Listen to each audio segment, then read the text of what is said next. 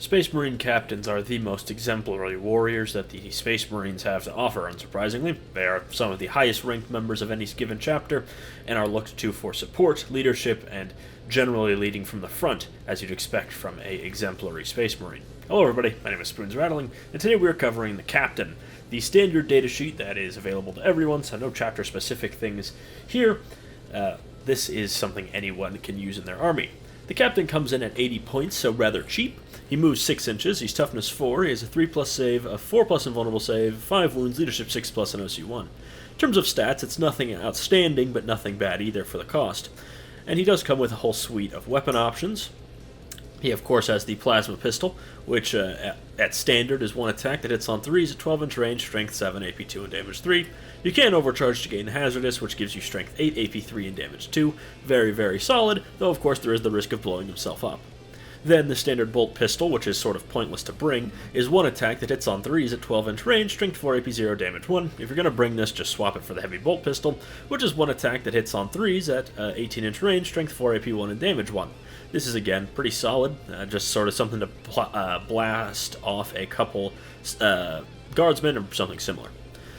You can, of course, also take the Neo-Volkite pistol, which is devastating wounds, one attack that hits on 3s at 12-inch range, strength 5, AP 0, and damage 2. Just a small chance to get some mortal wounds on a target, or to shoot a Space Marine to death.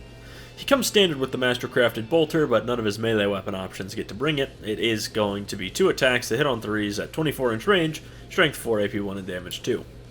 A solid profile, but obviously you're going to bring a melee weapon, which means you're bringing a melee weapon and a pistol.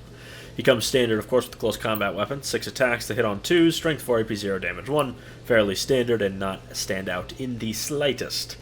But you can upgrade to a Power Fist, which is 5 attacks, hit on 2s at strength 8, AP 2, and damage 2, a really, really good profile that really takes buffs very well. Then the Mastercrafted Power Weapon represents power swords, axes, etc. It's 6 attacks to hit on 3s at strength 5, AP 2, and damage 2. Still a very solid profile, though will struggle more to kill tough things even with solid buffs around. Overall, the Power Fist is easily the best, and the pistols are sort of just up to whichever flavor you like. I like the look of the Neo-Volkite, so that's what I bring. Then in terms of abilities, we of course have Rites of Battle, which is once per battle round, you can reduce the cost of a stratagem targeting this unit by 1. And then his once per battle ability is Finest Hour. You add 3 to this unit's melee weapon attacks, characteristics, and they gain devastating wounds, giving him 1 round of doing absolutely savage damage to whatever he's in melee with. As I mentioned earlier, the Power Fist is the best melee weapon, and all of the pistols are relatively similar. Though, however, there are some leadership restrictions. He can lead anything in Mark 10 armor pretty much, though if he wants to lead Bladeguard, he needs to bring the Relic Shield, which gives him an extra wound, and if he wants to lead Hellblasters, he needs to bring a Plasma Pistol. So the Captain is unsurprisingly a pretty iconic staple of a lot of Space Marine armies. It's something that a lot of Space Marine players get when they're very new to the game, and he will serve them well throughout the majority of their playtime. He comes with quite a few configurations, though obviously melee weapon and pistol is the best, and in terms of leadership options, I'd say he's good with just about anything he can lead, though prefers melee. Though depending on stratagems, he may want to lead some ranged units. And as I mentioned earlier, to run him with Bladeguard, which is going to be the sort of generic 6-man elite unit the Space Marines can run, he does need to bring Sword and Board, which is the sword and the Relic Shield, which gives him an extra wound, but does mean he won't be quite as efficient at punching up at tanks. However, for Dark Angels players, like myself, you can bring him with Inner Circle Companions with any weaponry, and in general that will be how I run him, as in both Gladius and in Inner Circle Task Force, his Power Fist loves +1 to wound, which he can get in both of those. And speaking of, his free stratagems do vary a bit in usefulness from detachment to detachment. Some detachments like Gladius are very good for him, giving you Lance on command, or even being able to flex into a different doctrine if the need be. Or in Inner Circle Companions, you can get, or Inner Circle Task Force, you can get a reroll all wounds, which is super useful for him and the Inner Circle Companions he would leave. However, there are some places where it's not super useful, like Firestorm or Ironstorm, where both those need to target vehicles and also are 2 CP a lot of the time, which means that reducing the cost by 1 isn't as impactful as making a 1 CP stratagem completely free. Outside of that, he is slightly outshined in some aspects by the Chaplain and the Lieutenants, who give more direct damage buffs but have worse melee themselves. Overall, the Captain is a solid unit. I've been Spoons Rattling. I hope you enjoyed this video. Make sure to like, comment, and subscribe, and I'll see you all. The Chaplains are the spiritual leaders of the Space Marine chapters and companies, looking after their battle brothers' psychological and spiritual well-being. On the battlefield, they act as warrior priests, raising the morale and spurring their battle brothers into a furious rage against the enemies of the Emperor. Hello everybody, my name is Spoons Rattling, and today we are covering the Chaplains, the spiritual leaders of the Space Marines, with the standard Chaplain today. So, the standard Chaplain comes in at a rock-bottom price of 60 points, which is quite cheap. His stats are pretty solid for that cost. He moves 6 inches, toughness 4, a 3+ save, a 4+ invulnerable from his Rosarius, 4 wounds, leadership 5+, and OC1, making him slightly tougher than a Space Marine Lieutenant, who costs a few points more. He only has his sort of standard loadout, which is his heavy Absolver Bolt Pistol, which is one attack that hits on 2s at 18-inch range, strength 5, AP 1, and damage 2. Then he also carries, of course, a Crozius Arcanum, his big Staff of Office, which has 5 attacks that hit on 2s at strength 6, AP 1, and damage 2. These are both solid enough weapons. The Absolver Bolt Pistol sort of acts like a deagle, sort of. It's good at popping a Space Marine or maybe a Guardsman. Then the Arcanum, Crozius Arcanum is a very solid melee weapon that is pretty good against most infantry targets. Now, his Recitation of Faith means once per battle, at the start of any phase, you can select a friendly Astartes unit within 12 inches that is battle-shocked. That unit is no longer battle-shocked. This is a solid enough rule that when it comes into play will be very impactful for winning the secondary game, but isn't the most powerful and is very matchup dependent. I did also forget to mention his Leadership 5+ is higher than usual, which does mean his unit will be very resilient to battle shock.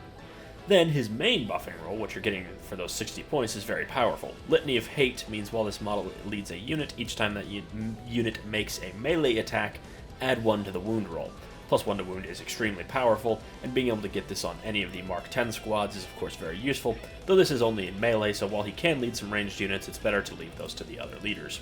Overall, this is a great package for 60 points, and in general is going to be a solid unit that takes buffs very well, especially from enhancements or otherwise. So as I mentioned already, the Chaplain is about as cheap as a character gets at only 60 points, and his buffing rule is not bad in any way. +1 to wound, as I mentioned, is extremely useful and very easy to use. Simply charge into something and you will be more effective against it by a large margin. It helps you to punch down against hordes and also to punch up against things like super tough vehicles. While this pairs well with all of the melee units, really, the one that comes to mind first as a very interesting option at the very least is Assault Intercessors, since they get to reroll wounds when they're fighting something on objectives. With this guy in tow means they're getting +1 to wound and rerolling all wounds, which means they're very, very effective against most targets, though they still are held back by that low AP.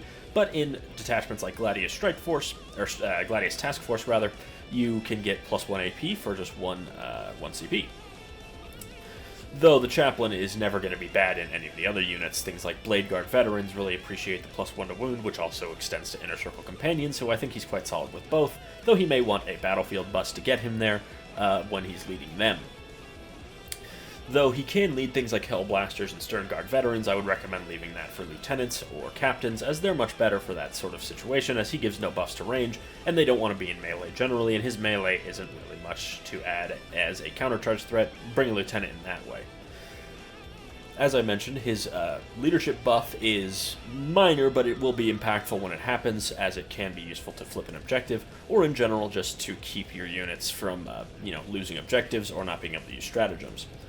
In terms of other detachments, his buff isn't quite as useful in Inner Circle Companions, as they get +1 to wound in a lot of situations, though in places like Sons of Sanguinius they will be extremely effective, with +1 to wound going even further in that detachment, especially with Assault Intercessors with their +2 strength. Anyways, I've been Spoons Rattling. I hope you enjoyed this video. Make sure to like, comment, and subscribe, and I will see you all next time. Space Marine Apothecaries are the medics and doctors of the Space Marines. They are attached to each company and usually look after the aspirants, as well as making sure to recover any lost progenoid glands / gene seed that may be felled in the battle, as well as healing their brothers that are injured in battle. Hello everybody, my name is Spoons Rattling. Today we are covering the Apothecary, the combat medics of the Space Marines. So, the Apothecary comes in at a pretty cheap 50 points, sorry, not 60. He moves 6 inches, toughness 4. He has a 3+ save, 4 wounds, leadership 6+, and OC1. Fairly standard, though nothing really exemplary. He does have 2 ranged weapons. He has the Absolver Pistol, which is 1 attack that hits on 3s at 18-inch range with strength 5, AP 1, and damage 2. Fine enough for shooting a Space Marine or something lighter, though nothing really outstanding.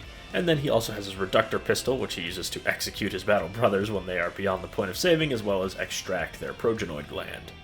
It has one attack that hits on 3s at 3-inch range, strength 4, AP 4, and damage 2, making this, I believe, the shortest range weapon in the game, but its AP is extremely high, which means that if you do manage to somehow get within 3 inches or you're in combat as it's a pistol, you have a solid chance at shooting a Space Marine to death. Then, in terms of melee weapons, he just has his close combat weapon, which is 4 attacks that hit on 3s at strength 4, AP 0, and damage 1. He sucks in melee, but I guess that's not really the point of an apothecary. They're not supposed to be good in melee, they're mainly there to do their apothecarian duties. Then, of course, he has his Narthesium as his main ability, which is during your command phase you can return 1 destroyed model to this unit's bodyguard, excluding character models. Very solid for anything expensive. Things like Hellblasters, Bladeguard Veteran, or Inner Circle Companions, which he can all lead, are solid choices, though of course the other two he isn't great with as he doesn't generally want to be in melee. Then his sort of secondary buff is Gene Seed Recovery. When this unit's bodyguard is destroyed, roll a d6. On a 2+, you gain a CP. That's a fair enough CP generation, but it's not really worth counting on, as his unit might not get destroyed, he might get sniped, whatever it may be, it's really nothing worth counting on. So the main appeal of the Apothecary is A, his rock bottom price, so if you just need to get an enhancement in a unit and want to have a character that still does something, the Apothecary is your best deal at only 50 points. He's only more expensive than, say, the Ancient, but his buff is certainly more useful where he gets to stand a model back up, which isn't as impactful as it has been in the past, but is still a solid enough thing to help his squad. He can lead any of the Tacticus armors as well as the Tactical Marines. So the most expensive thing he can reliably revive are Bladeguard and Companions, but his melee is so bad I generally wouldn't include him there, even if he can attach in a conjunction with a character. I'd rather leave those sort of duo Death Star units to Captain-Lieutenant combos, instead of bringing along a Lieutenant who adds no melee damage, or instead of bringing in an Apothecary who does no melee damage, and is overall just sort of standing there, standing up models, when you could have a Lieutenant offering another enhancement as well as very solid melee. However, this guy's right at home at range, and can make some interesting double enhancement units for something like Hellblasters, and he is a great spot for that, and if you bring him alongside a Lieutenant, you would have a very, very solid damage-dealing unit that would have quite a bit of defense, as each time a unit dies, whether that be from blowing itself up or from getting shot, there is of course the chance that you can stand one back up. While I do think he is not necessarily an exemplary choice, I don't think he's a bad choice.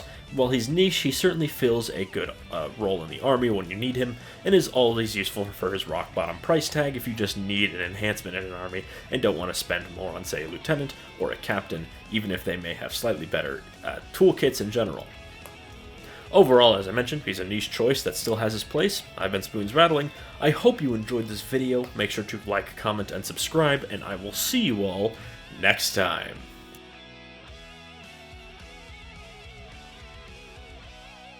Space Marine Ancients are some of the most respected members of a chapter or company, lifting high the standard of the company or chapter that they are a part of, and it is often the most revered relic in the chapter. Hello everybody, my name is Spoons Rattling, and today we are covering the Ancient of the Space Marines, the standard bearer, and a classic icon of 40k. Excuse me. So, the Ancient comes in at a very rock bottom 50 points. He has the standard character stat line for a Space Marine of 6 inches, movement, toughness 4, 3+ save, 4 wounds, leadership 6+, and OC 1. He has a bolt pistol and bolt rifle as standard. The bolt pistol's 1 attack, hits on 3s at 12-inch range, strength 4, AP 0, damage 1. The bolt rifle is assault and heavy, with 2 attacks that hit on 3s at 24-inch range, with strength 4, AP 1, and damage 1. A fairly standard selection of ranged weapons. However, you can swap out your bolt rifle for a power weapon, which I would recommend doing. And touching back on that, the melee weapons are a standard close combat weapon, which are 5 attacks that hit on 2s at strength 4, AP 0, and damage 1, and then the power weapon is 5 attacks that hit on 2s at strength 5, AP 2, and damage 1. The power weapon is of course a solid enough profile, though nothing outstanding, but still I would take it over the bolt rifle, mainly because this guy's going to be on the front lines most of the time. In terms of abilities, he has his Astartes banner, while leading a unit at one of the AOC models in that unit, a fairly whatever buff, though not necessarily the worst, and then Unbreakable Duty. While this model is within range of an objective marker, or 6 inches the center of the battlefield, this model has Feel No Pain 4+, one of the single most powerful mechanics in the game. However, he still only has 4 wounds, which means you won't be able to make the most use out of that, and it doesn't apply to his team, as that would obviously be way, way, way, way too powerful. So if you're going to bring the Apothecary, obviously I would leave the bolt rifle on the shelf and bring the power weapon instead. And then, of course, if you're going to have him leading a unit, which he can lead just about anything in Tacticus armor, except for Bladeguard, I believe, as Bladeguards have their own ancients. Then, of course, you're just going to have him fighting at the front. Though, the sour note to end this video on is the ancient's only real benefit is how cheap he is. Though the problem is he's not cheaper than the Apothecary, which is a much better character in general. His buffs are pretty pathetic. The extra OC isn't super impactful on Tacticus units, mainly because a lot of them are either not great as damage dealers or are long-range damage dealers, so won't be on objectives, and then things like Intercessors already have 2 OC, so going up to 3 is almost honestly slightly overkill. And while the forward plus feel no pain, as I mentioned, is one of the most powerful mechanics in the game, it still doesn't mean much as this guy only has 4 wounds. If it was something like a Hive Tyrant, which you can get, is extremely useful and can make them ungodly terrible. Though he does bring an extra power weapon, it's really nothing special, especially because it's not master crafted, so it lacks damage 2. And in terms of his leader options, obviously he has the duo leader ability, so he can't join alongside a captain or lieutenant. However, at range, I would bring an Apothecary, mainly just to stand up any, say, Hellblasters that die at range. And in melee, I'd bring a lieutenant or a captain over him, as they offer much better melee.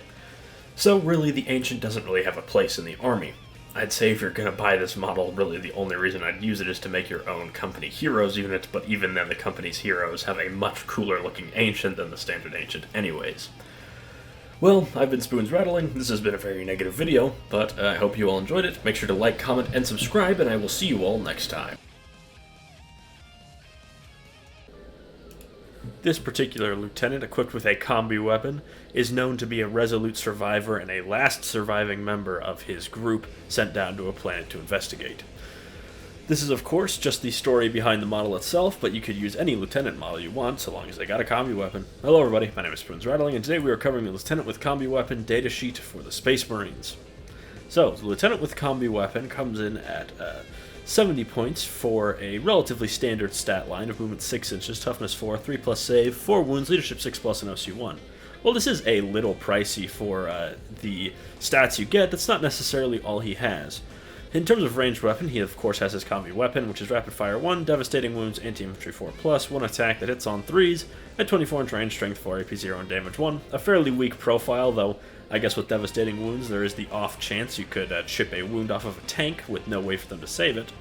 And then he has his paired daggers in melee, which are Anti-Infantry 4+, which makes them pretty good against infantry. Well, they would be. They're efficient at wounding.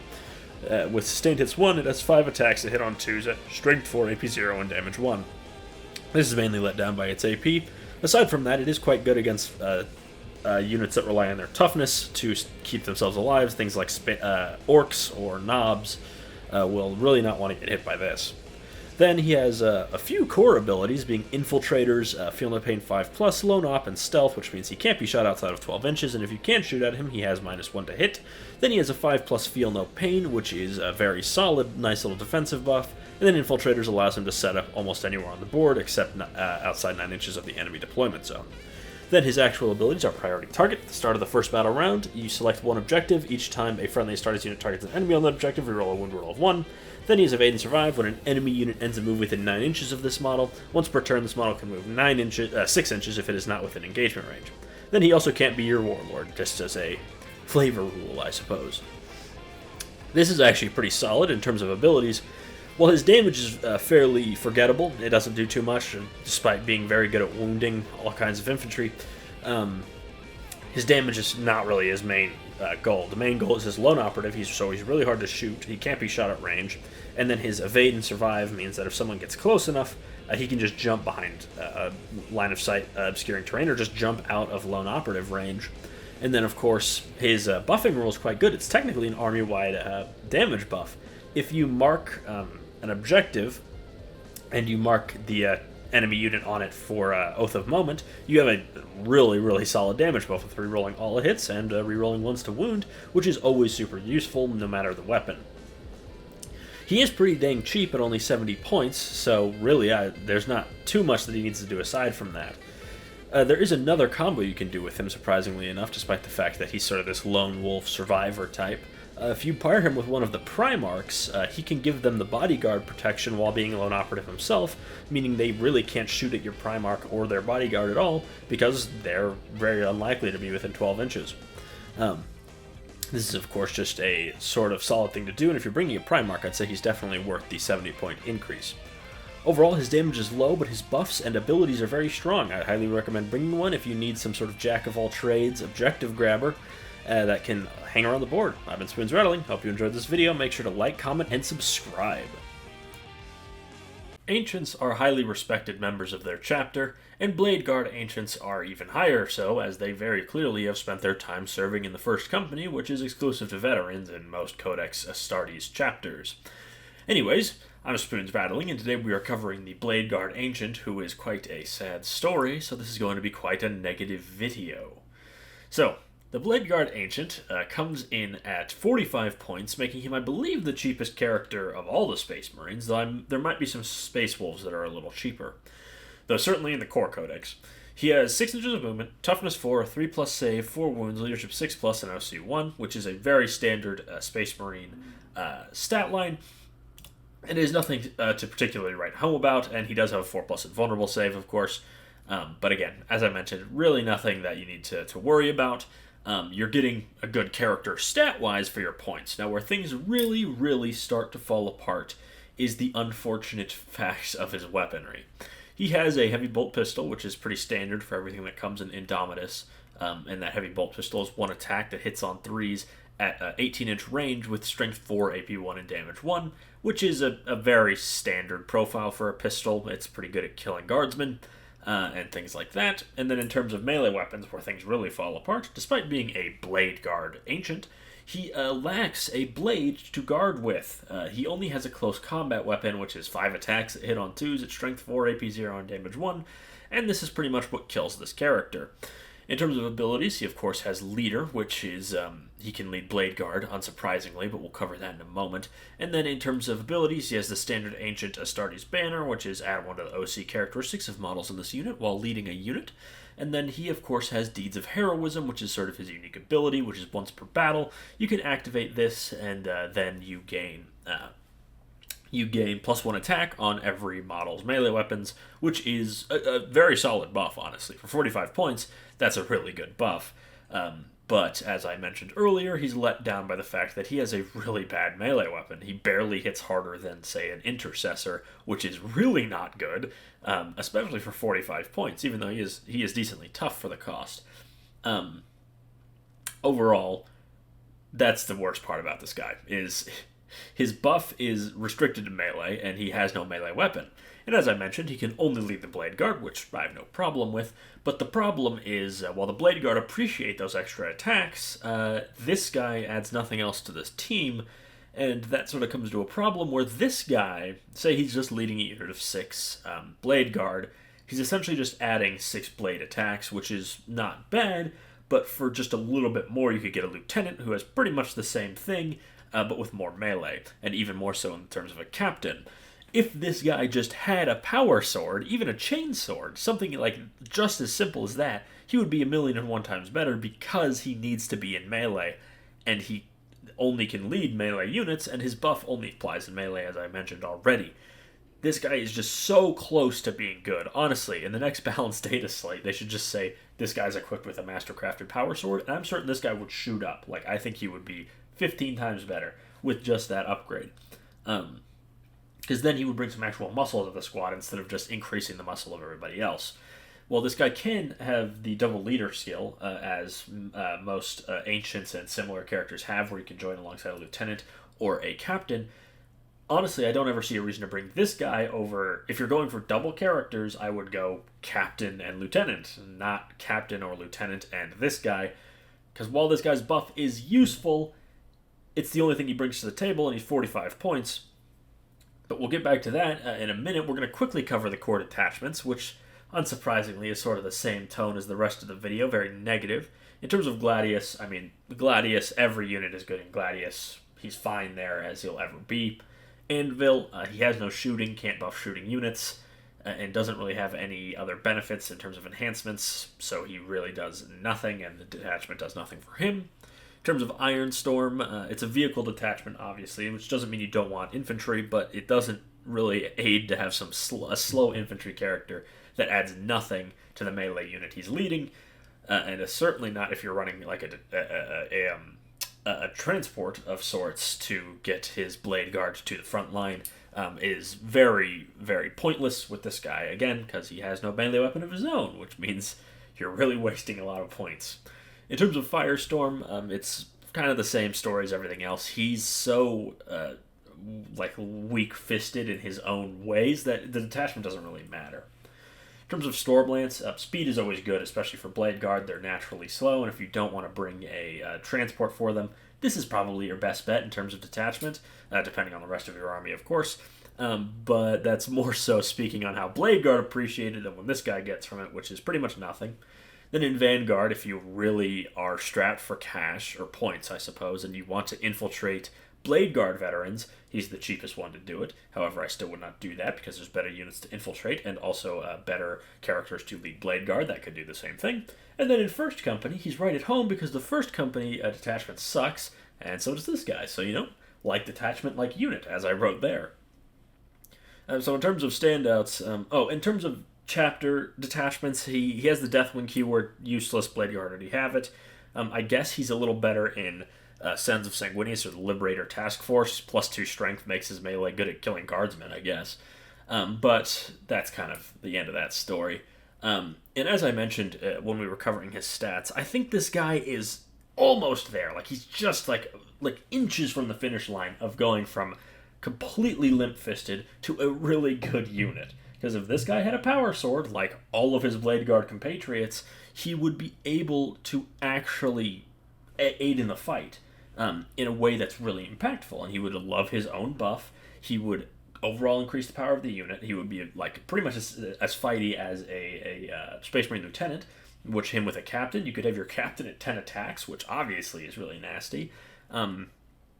But he doesn't have that power sword, which means he's essentially a 45-point waste of space, really. The OC is a nice benefit, I will say.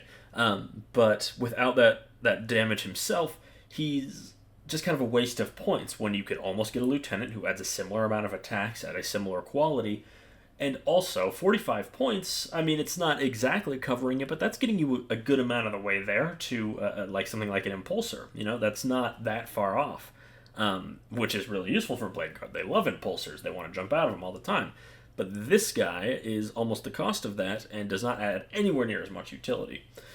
It really is a shame, though. For the 45 points, he does effectively nothing. It really is a shame. His own weapon is just the biggest problem. I think he's almost there, just not quite. Hopefully in the next balance pass they'll give him something, though I doubt it. But it is a shame. He's a really cool model, one of my favorite models from Indomitus. Very classic 40k.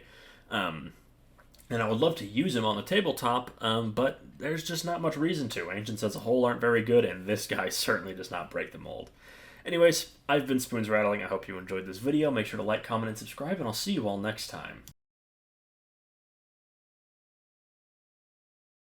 Phobos Marines, of course, act as the vanguard forces of the Space Marines. They often take cover under night and like to perform stealth operations. They do, of course, need captains to lead them, and captains that are proficient in this often wear their Phobos armor continuously, becoming Phobos captains. Hello everybody, my name is Spoons Rattling, and today we are covering the Phobos captain, one of which is starring in Space Marine 2 as Captain Acheran. Anyways, the Phobos captain comes in at 80 points with a fairly standard profile of movement 6 inches, toughness 4, a 3+ save, a 4+ invulnerable save, 5 wounds, leadership 6+, and OC 1. This is a solid enough character stat line for 80 points. In terms of ranged weapons, he has a bolt pistol, as is to be expected, which is one attack that hits on 2s at strength 4, AP 0, and damage 1 at 12-inch range. Then the Instigator Bolt Carbine is precision at 24-inch range with one attack that hits on 2s at strength 4, AP 2, and damage 2, which is a solid gun to blow up a Space Marine. Then in melee is where things start to get a little questionable. He has a Combat Blade, which has 6 attacks that hit on 2s at strength 4, AP 0, and damage 1. This isn't really useful for much except punching down against lightly armored and low toughness enemies, things like guardsmen or I suppose certain Eldar. Then, in terms of abilities, he of course has Leader as well as Infiltrate, and then he has Stealth as well. Rites of War is his Captain ability, which is once per battle round. You can target this unit with a stratagem and reduce the cost of it by 1 CP, which is a solid ability, though maybe not the most impactful on a guy who can only lead Phobos units. Master of Deceit is his main ability and what you're mainly paying the points for, and this is after both armies are deployed, but before the first battle round is decided, so deciding who goes first. You get to select up to 3 Astartes infantry units, and then you can redeploy them, or, if you so choose, you can put them into Strategic Reserve, regardless of how many units are already in Strategic Reserve. Now, this is something that will generally benefit more skilled players, more so than sort of a beer and pretzels kind of player, like most people are. This is going to be something that's useful when it comes to deployment, where a lot of people do say the game is decided in the deployment phase.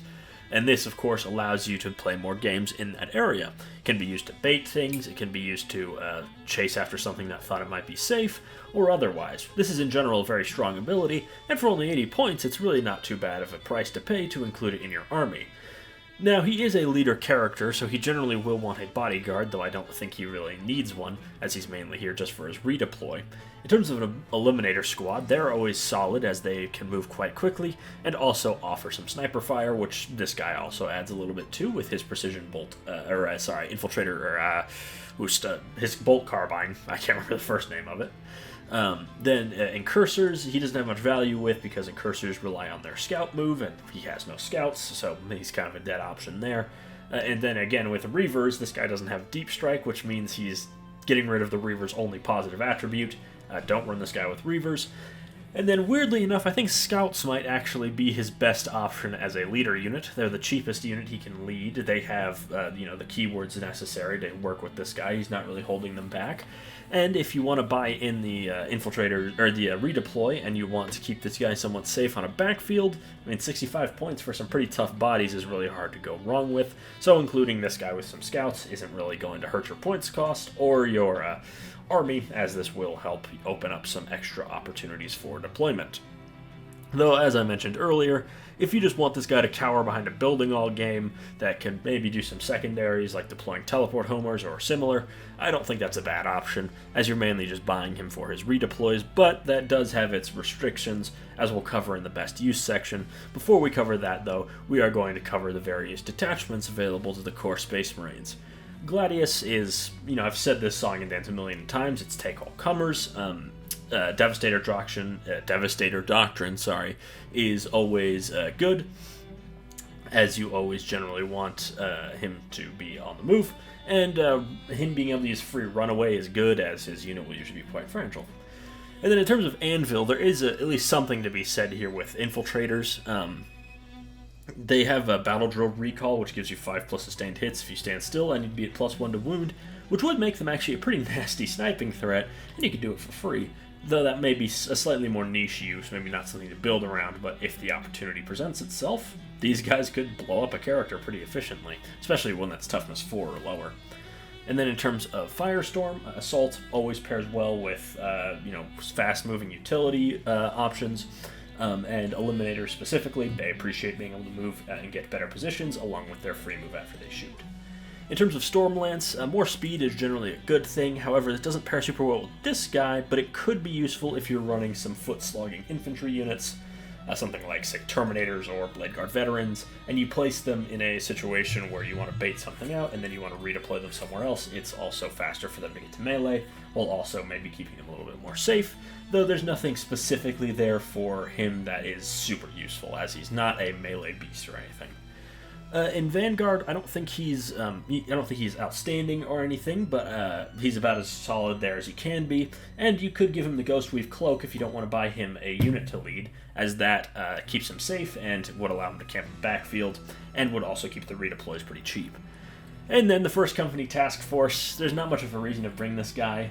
He doesn't really have much synergy there, and in general, First Company Task Force isn't super useful, though if you're running a big unit of Terminators, he could be useful for redeployment, which is one of the ways to run that detachment if you wanted to, but on his own, there's really not much synergy there.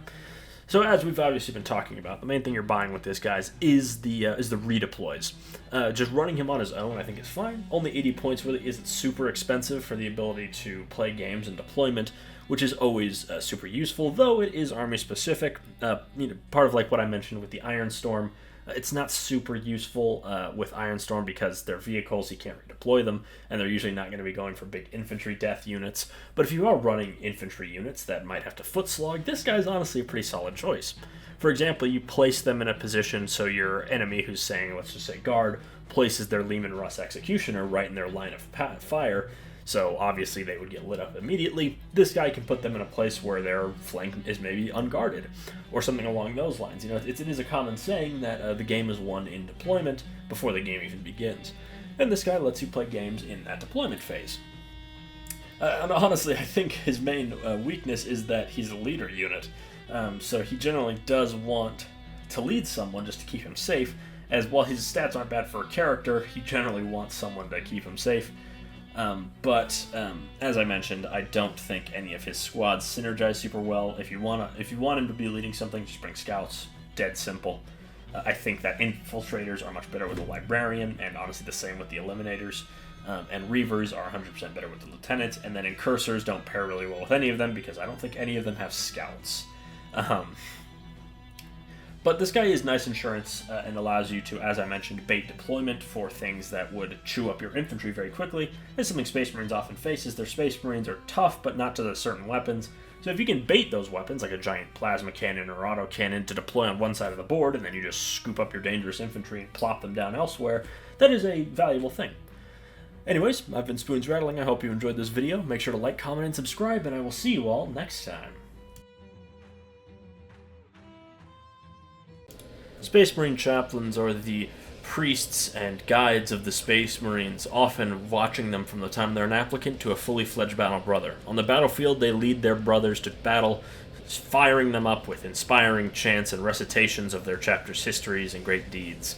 And some of them do it on a jump pack, when they really need to get to those enemies quick to preach their imperial truth, if you will. Anyways, the Jump Pack Chaplain comes in at 75 points, which is actually not too bad. Moves 12 inches, toughness 4, 3+ save, a 4+ invulnerable save, 4 wounds, leadership 5+, and OC 1. And unlike a lot of Space Marines, he has a whole suite of weapon options.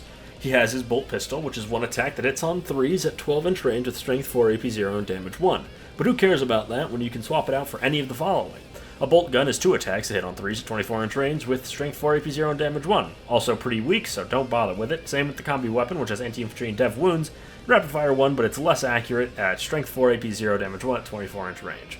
The Grav pistol is at least somewhat interesting, having anti-vehicle 2+, one attack that hits on 3s at 12-inch range with strength 4, AP 1, and damage 2. Not a bad shot to just hit a tank with if you really want to. Then the Hand Flamer isn't exactly the strongest choice, though is very evocative in its imagery. It has Ignore Cover and Torrent, D6 attacks that obviously auto-hit at 12-inch range with only Strength 3, AP 0, damage 1. The Strength 3 really holds this back from being anything special. The Inferno Pistol, though, is a fun little sting-in-the-tail weapon with one attack that hits on 3s at only 6-inch range with Strength 8, AP 4, and damage D3. It also has Melta 2, as it is a Melta pistol. This is a fun little pistol, though nothing to write home about, really. The Plasma Pistol has one attack that hits on 3s at 12-inch range with Strength 7, AP 2, and damage 1, or you can overcharge for Strength 8, AP 3, and damage 2 while getting Hazardous.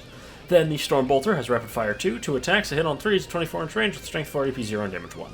That was a rather quick coverage, but I just want to say in terms of pistols, I'd say the best pistols are the Inferno Pistol, Grav Pistol, or Plasma Pistol. However, there is the problem that you can swap that out for a Power Fist, so he'll be having his Crozius and his Power Fist.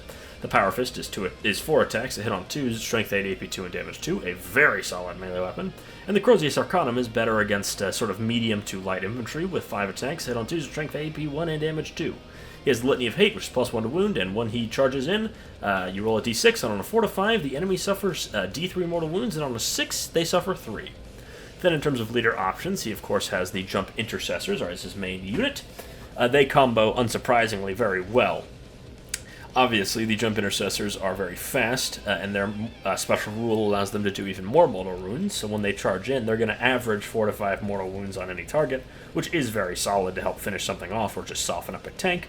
And obviously, with the couple of power fists with +1 to wound, their melee is actually quite nasty against all targets. And if you can get extra AP, even better for those chain swords and the power fists. While jump pack veterans are certainly nowhere near as good as jump assault intercessors, I do think there is some fun to be had in their pistols. Particularly the flamer pistols, I think, are interesting in a detachment we'll cover soon. And then I would be remiss not to mention the Blood Angels, who I haven't played in a while, but their Death Company obviously need chaplains around to keep them functioning, and Death Company hit really hard, and this guy helps with that, of course. I'd say the best option, though, for the rest of the factions, and for a more secondary role, would be Jump Intercessors, though I don't think Van Vets are totally awful. I think all three units are actually a solid choice, though my favorite is the Jump Intercessors, unsurprisingly, as I don't play Blood Angels that much anymore, and I don't even have any Death Company in my Blood Angels army, because it was pretty much just made out of Indomitus and then a bunch of random units. But that's a story for another day, I suppose. And then in terms of detachments, on the core front, we have the Gladius, of course, which is the take-all-comers. They love the advance in charge and the assault doctrine, though he isn't the best target for Honor the Chapter, as he already has +1 to wound. However, he does love the extra AP, as does the Jump Intercessors he's leading. In terms of Anvil, he doesn't really have much buffs there indirectly, because he doesn't have any heavy weapons and likes to be on the move all the times, though he does have a fine enough applicant for the 5+ field note pain when you're on objectives, as these guys are quite good objective grabbers.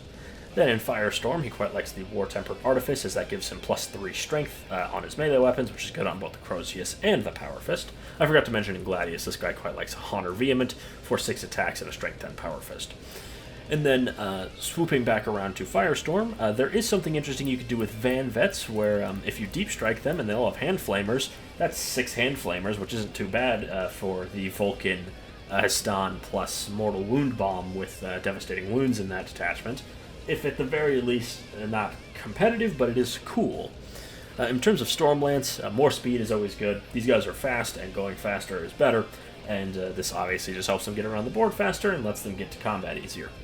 Then in terms of Vanguard, I'd say that him alone, he's a fine target for the Ghostweave Cloak, just given his melee is pretty good, which combos quite well with just being a tough lone operative. And then in terms of the First Company, he's a fine leader for the Vanguard veterans, though I wouldn't say they're necessarily standout, and certainly not in First Company, as the First Company task force has a lot of problems, and just having this guy isn't necessarily going to fix them. Though I'd say out of the core detachments, his best is easily Gladius, and then I'd say Stormlance in a close second, with Firestorm in third. Oh, I forgot to mention Ironstorm. Fast-moving infantry are always a good addition to a tank force. This guy would be a fine candidate if you want a little bit more danger in your fast-moving secondary units. As we're going to cover here in just a second, their damage output is really impressive. The Jump Chaplain is rock solid. His combo of Crozius and Power Fist is really solid against all targets, and when he's leading those Jump Pack Intercessors, they're obviously doing those mortal wounds when they charge in. He makes them pretty hitty, really. Jump Intercessors with this guy in tow do have actually not a horrible chance at destroying something like a Land Raider, which would 100% make all their points back. And I already mentioned this, but in Blood Angels, if you're running Death Company, you need chaplains, and the Death Company are on their jump packs all the time, so this is the best way to keep up with them. And as I mentioned with the jump pack intercessors, they're not that far off from just instantly destroying something like a Land Raider, and at the very least, if not destroying it, leaving it very crippled, and the same goes for Knights, really, though they might not survive the encounter. That does make them very good at finishing off units, even if they're only slightly chipped. Just that little bit of damage can allow them to finish off these super tough enemies. And then, of course, being jump intercessors, they're just very good secondary units in general, and this guy, obviously he is an addition onto that, because then if they're on the flanks of the army, they're really going to just annihilate any other secondary unit they run into, whether that's guardsmen, sisters, whatever it may be. These guys will rip them apart, unsurprisingly, especially well with this guy in tow. And then, of course, as I mentioned, they can jump into armor and pretty quickly deal with it with very little issue, and then go back to doing their secondary duties.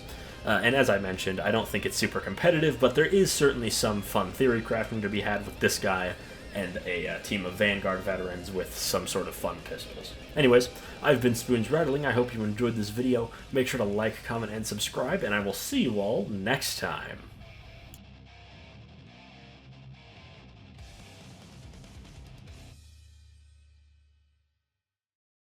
Space Marine lieutenants are, of course, a second-in-command position to the captains and act as battlefield leaders, as well as tacticians that are almost unmatched in the chapter. They're some of the most trusted members of the chapters and are to act as exemplars of everything it means to be a calm, cool, collected Space Marine. Hello everybody, my name is Spoons Rattling, and today we are covering the Space Marine Lieutenant, of course, hailing from Codex Space Marines.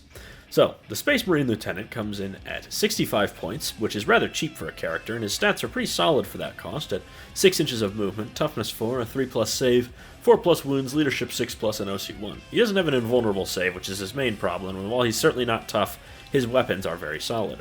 He of course has the plasma pistol, which is standard or overcharged. Standard is one attack that hits on 2s, at 12-inch range, strength 7, AP 2, and damage 1, and then overcharging gives you an extra strength, AP, and damage. A very fun weapon, though also very dangerous, given how he only has 4 wounds, he's very liable to blow himself up.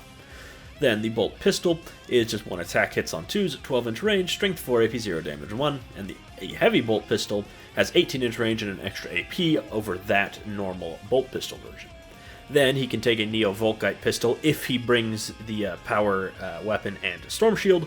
The Neo-Volkite is of course devastating wounds, one attack that hits on 2s, at 12-inch range with strength 5, AP 0, and damage 2. A very solid little pistol, though nothing too much to write home about. Then the Mastercrafted Bolter is 2 attacks, hits on 2s at 24-inch range, strength 4, AP 1, and damage 2. This is of course a very solid little marine killer, as well as being very efficient against other light infantry. Then at base he comes with a close combat weapon that can be swapped for a Power Fist or Mastercrafted Power Weapon. The Power Fist only has 4 attacks to hit on 2s at strength 8, AP 2, and damage 2, a very solid profile even given the low number of attacks. And the Mastercrafted Power Weapon has 5 attacks that hits on 2s at strength 5, AP 2, and damage 2. Also very solid, and comes with the Storm Shield, which gives him a 4+ invulnerable save, which is very nice, though it does lock him out of taking the Power Fist. His special abilities are Rites of Battle. The unit he leads gains lethal hits on all their weapons, and target priority allows the unit to fall back, shoot, and charge. So a lot of tactical flexibility, as well as allowing his unit to punch up a lot better, especially against the Oath of Moment target, since you can reroll everything that is in a 6 if you're going to struggle to wound them.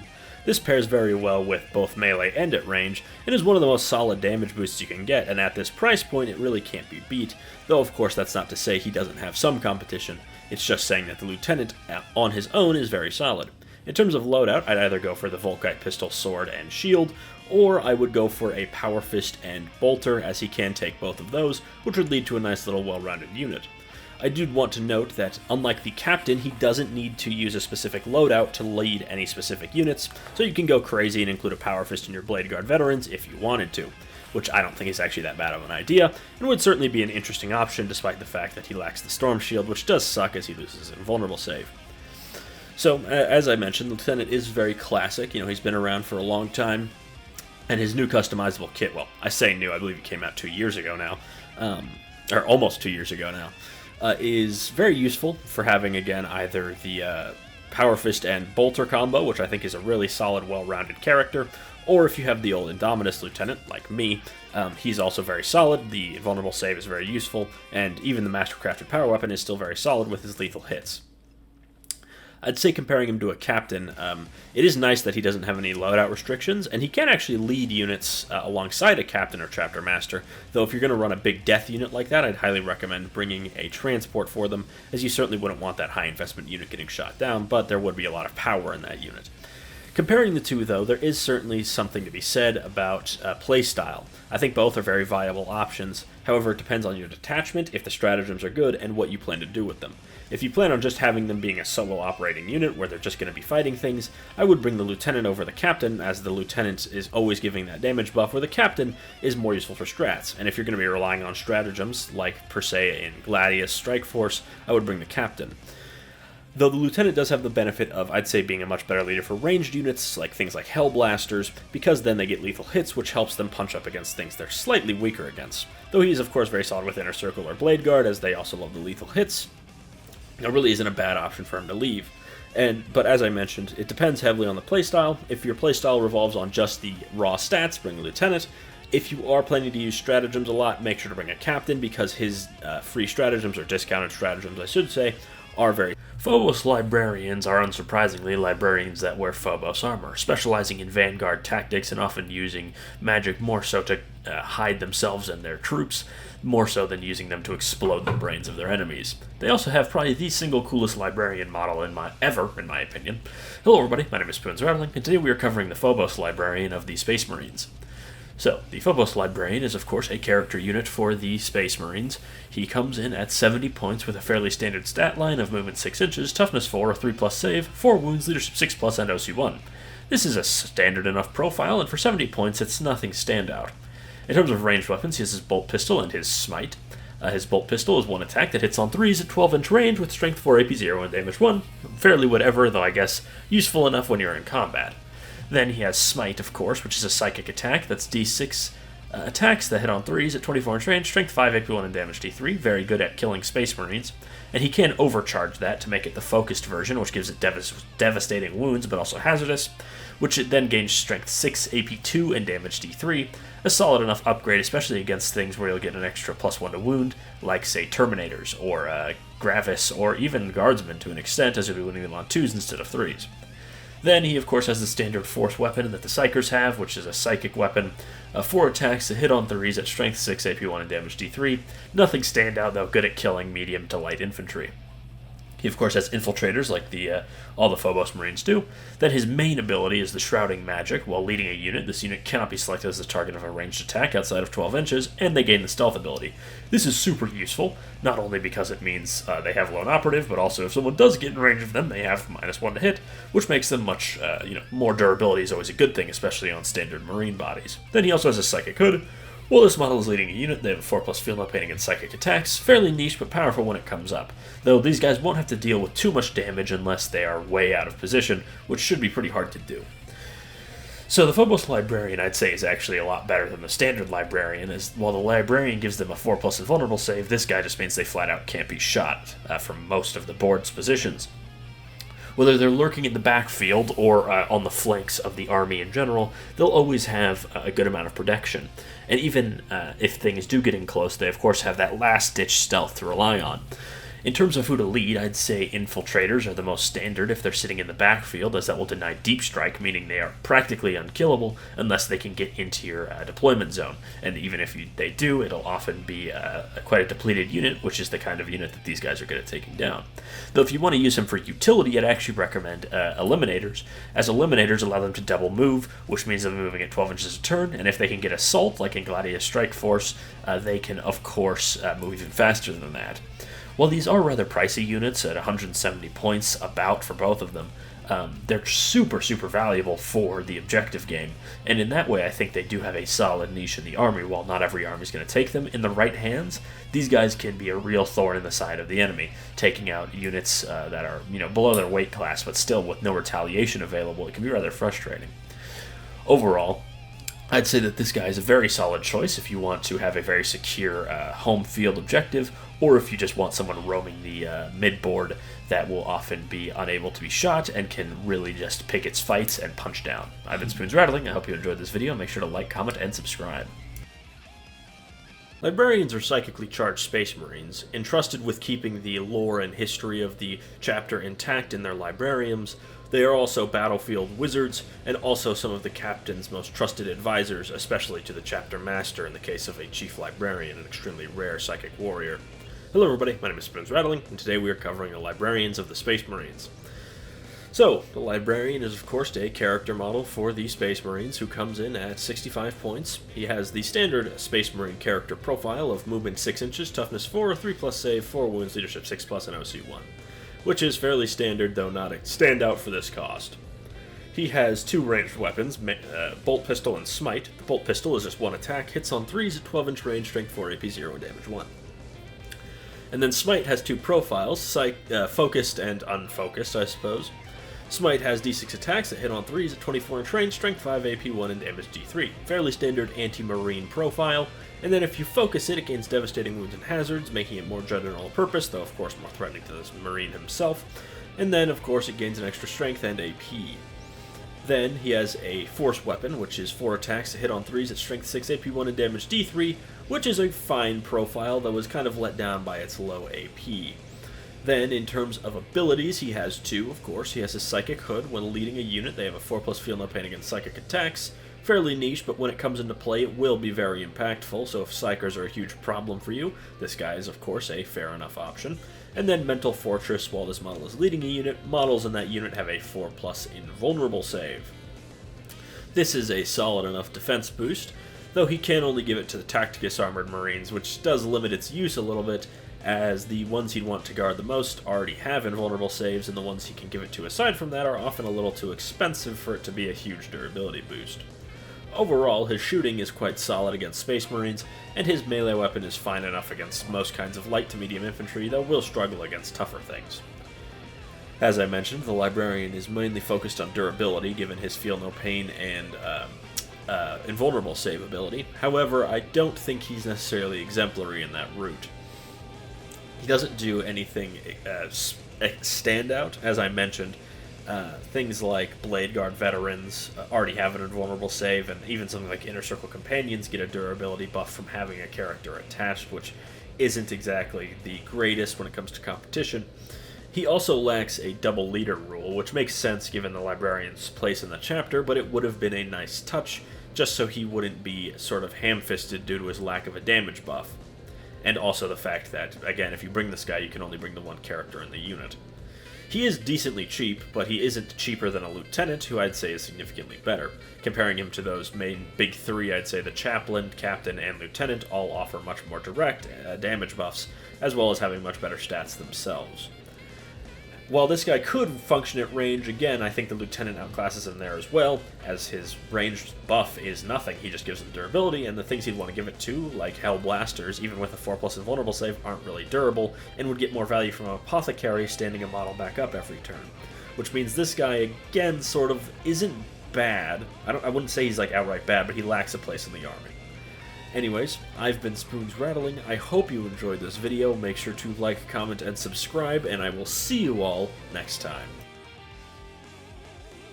Chaplains are some of the most venerable and respected members of a Space Marine chapter. Looking after the spiritual and psychological well-being of his brothers, they also act as guardians and finders of applicants that wish to become Space Marines, or are chosen to become them. Hello everybody, my name is Spoons Rattling, and today we are covering the Chaplain on Bike, for when a chaplain needs to scream his prayers and chants at the enemy much faster than usual. So the Chaplain on Bike comes in at 75 points. He has movement 12 inches, toughness 5, a 3+ save, a 4+ invulnerable save, 5 wounds, leadership 5+. For the cost, this stat line is actually quite impressive. He's very fast for also solid toughness. He's a lot tougher than most Space Marine characters, and he's actually quite cheap in comparison. In terms of ranged weapons, he has his Absolver Bolt pistol, which acts as a sort of single-shot heavy bolter, 1 attack, that hits on 3s at 18-inch range with strength 5, AP1, and damage 2, a solid enough chance to blow up a Space Marine. Then he has his twin bolt gun mounted to his bike, which has 2 attacks that hit on 3s at 24-inch range with strength 4, AP1, and damage 1. Then he, of course, has his Crozius Arcanum, which is 5 attacks that hit on 2s at strength 6, AP1, and damage 2, a solid Space Marine killing weapon, and does take buffs relatively well. Speaking of, in terms of abilities, he of course has Leader. He has the Litany of Hate as his main core buff, which is while this model is leading a unit, each time a model makes a melee attack, add 1 to the wound roll. This is a very, very solid buffing rule, and helps all kinds of melee weapons, especially mid-strength ones like the Chaplain's own Crozius. Then the Catechism of Fire, which is a prayer from the past that usually buffs ranged weapons, and it's no different here. Each time this model is selected to shoot, select one enemy within 12 inches that is visible. This unit's models gain devastating wounds against that target. Now this is a very solid buff, or rather it would be. The main problem with this is that the most you're getting out of this is just a damage 1, strength 4, AP 1 shot, which is, again, always good to have devastating wounds on, especially with the twin linked, but it doesn't really have enough power to be blowing up tanks or anything, and is still sort of just effective against light infantry, and maybe to some extent Space Marines given its AP1, but it's not going to be winning any awards at range damage. Overall, though, the points and buffs that this guy comes for are rather solid for only 75 points, though here we start to hit the first snag. That's the leader options. He has 2, as he cannot lead Thunderwolves, which I thought he could, but he cannot.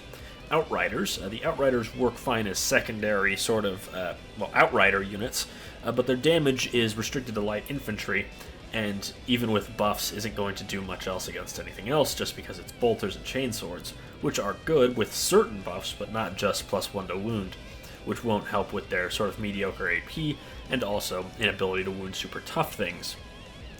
Well, the twin-linked devastating wound combo is fun. It isn't super efficient, because at most you're getting, 14 shots? That's still not that many devastating wounds, unless you start to stack things like sustained hits from Gladius Strike Force. Now the other options seem like they would be a perfect home for him. The Ravenwing Black Knights, while they are a much better option, and I don't think he's bad with them, their devastating wounds doesn't go quite as far on the Plasma Talons as they lack twin linked, making the synergy not quite as well. And the big problem is that against vehicles, which is the thing they need +1 to wound against the most, they're already wounding on 4s, which is sort of makes the +1 to wound moot, though it will help against things like Gravis Marines. Having 3 more Plasma Talons, though, from a command squad and better melee, is a lot better than just having devastating wounds on just a few Plasma Talons. So once again, he's not a bad choice, but is more so outclassed by the command squad, and as I mentioned, he cannot lead Thunderwolves. In terms of detachments, the Gladius is the standard take-all-comers. He isn't actually as good a target for Honor the Chapter, as he already has +1 to wound, so you're only getting the extra AP, which makes that not quite as efficient to use on him.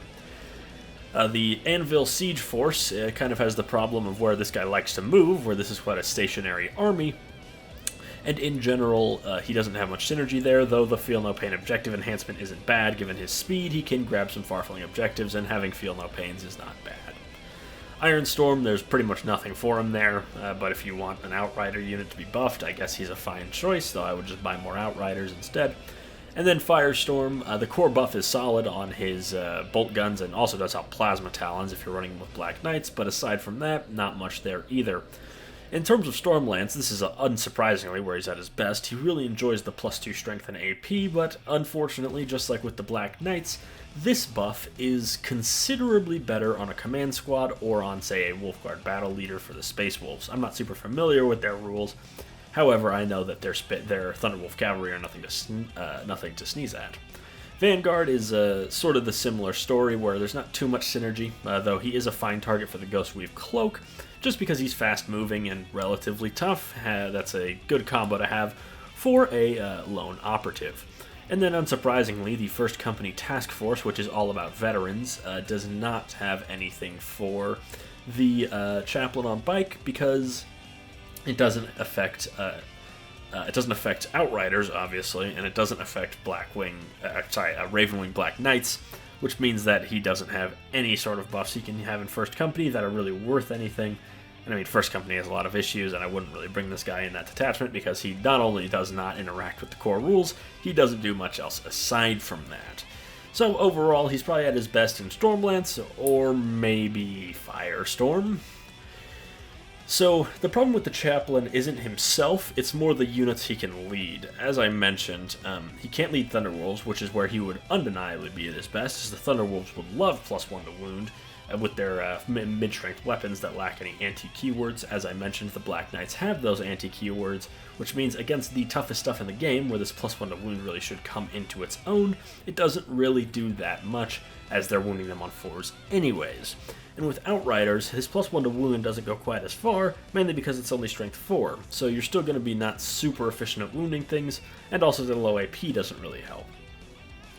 So overall, out of the two choices you have to lead, there's a better option for the Knights in the very, very strong Ravenwing Command Squad, and Outriders are more of a utility unit. They don't really need a leader, and there's not really any interesting tech you can do with this guy. I suppose it's not the worst to give this guy Fire Discipline in Gladius, if you could get in range of your Oath of Moment target, and then maybe have, like, the Phobos Lieutenant. You don't need the Phobos Lieutenant, sorry, I'm getting sidetracked. This guy in range for Catechism of Fire, you could probably get a solid amount of mortal wounds through using Fire Discipline, but I would say, again, Fire Discipline's better on Ravenwing Black Knights with a command squad, and overall, still, it's just not a great combo.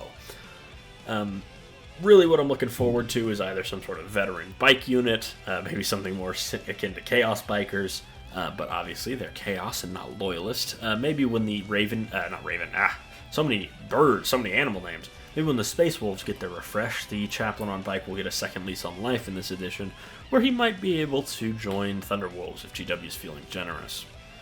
Anyways, I've been Spoons Rattling. I hope you enjoyed this video. Make sure to like, comment, and subscribe, and tell me how you would use this guy down below. I'll see you all next time.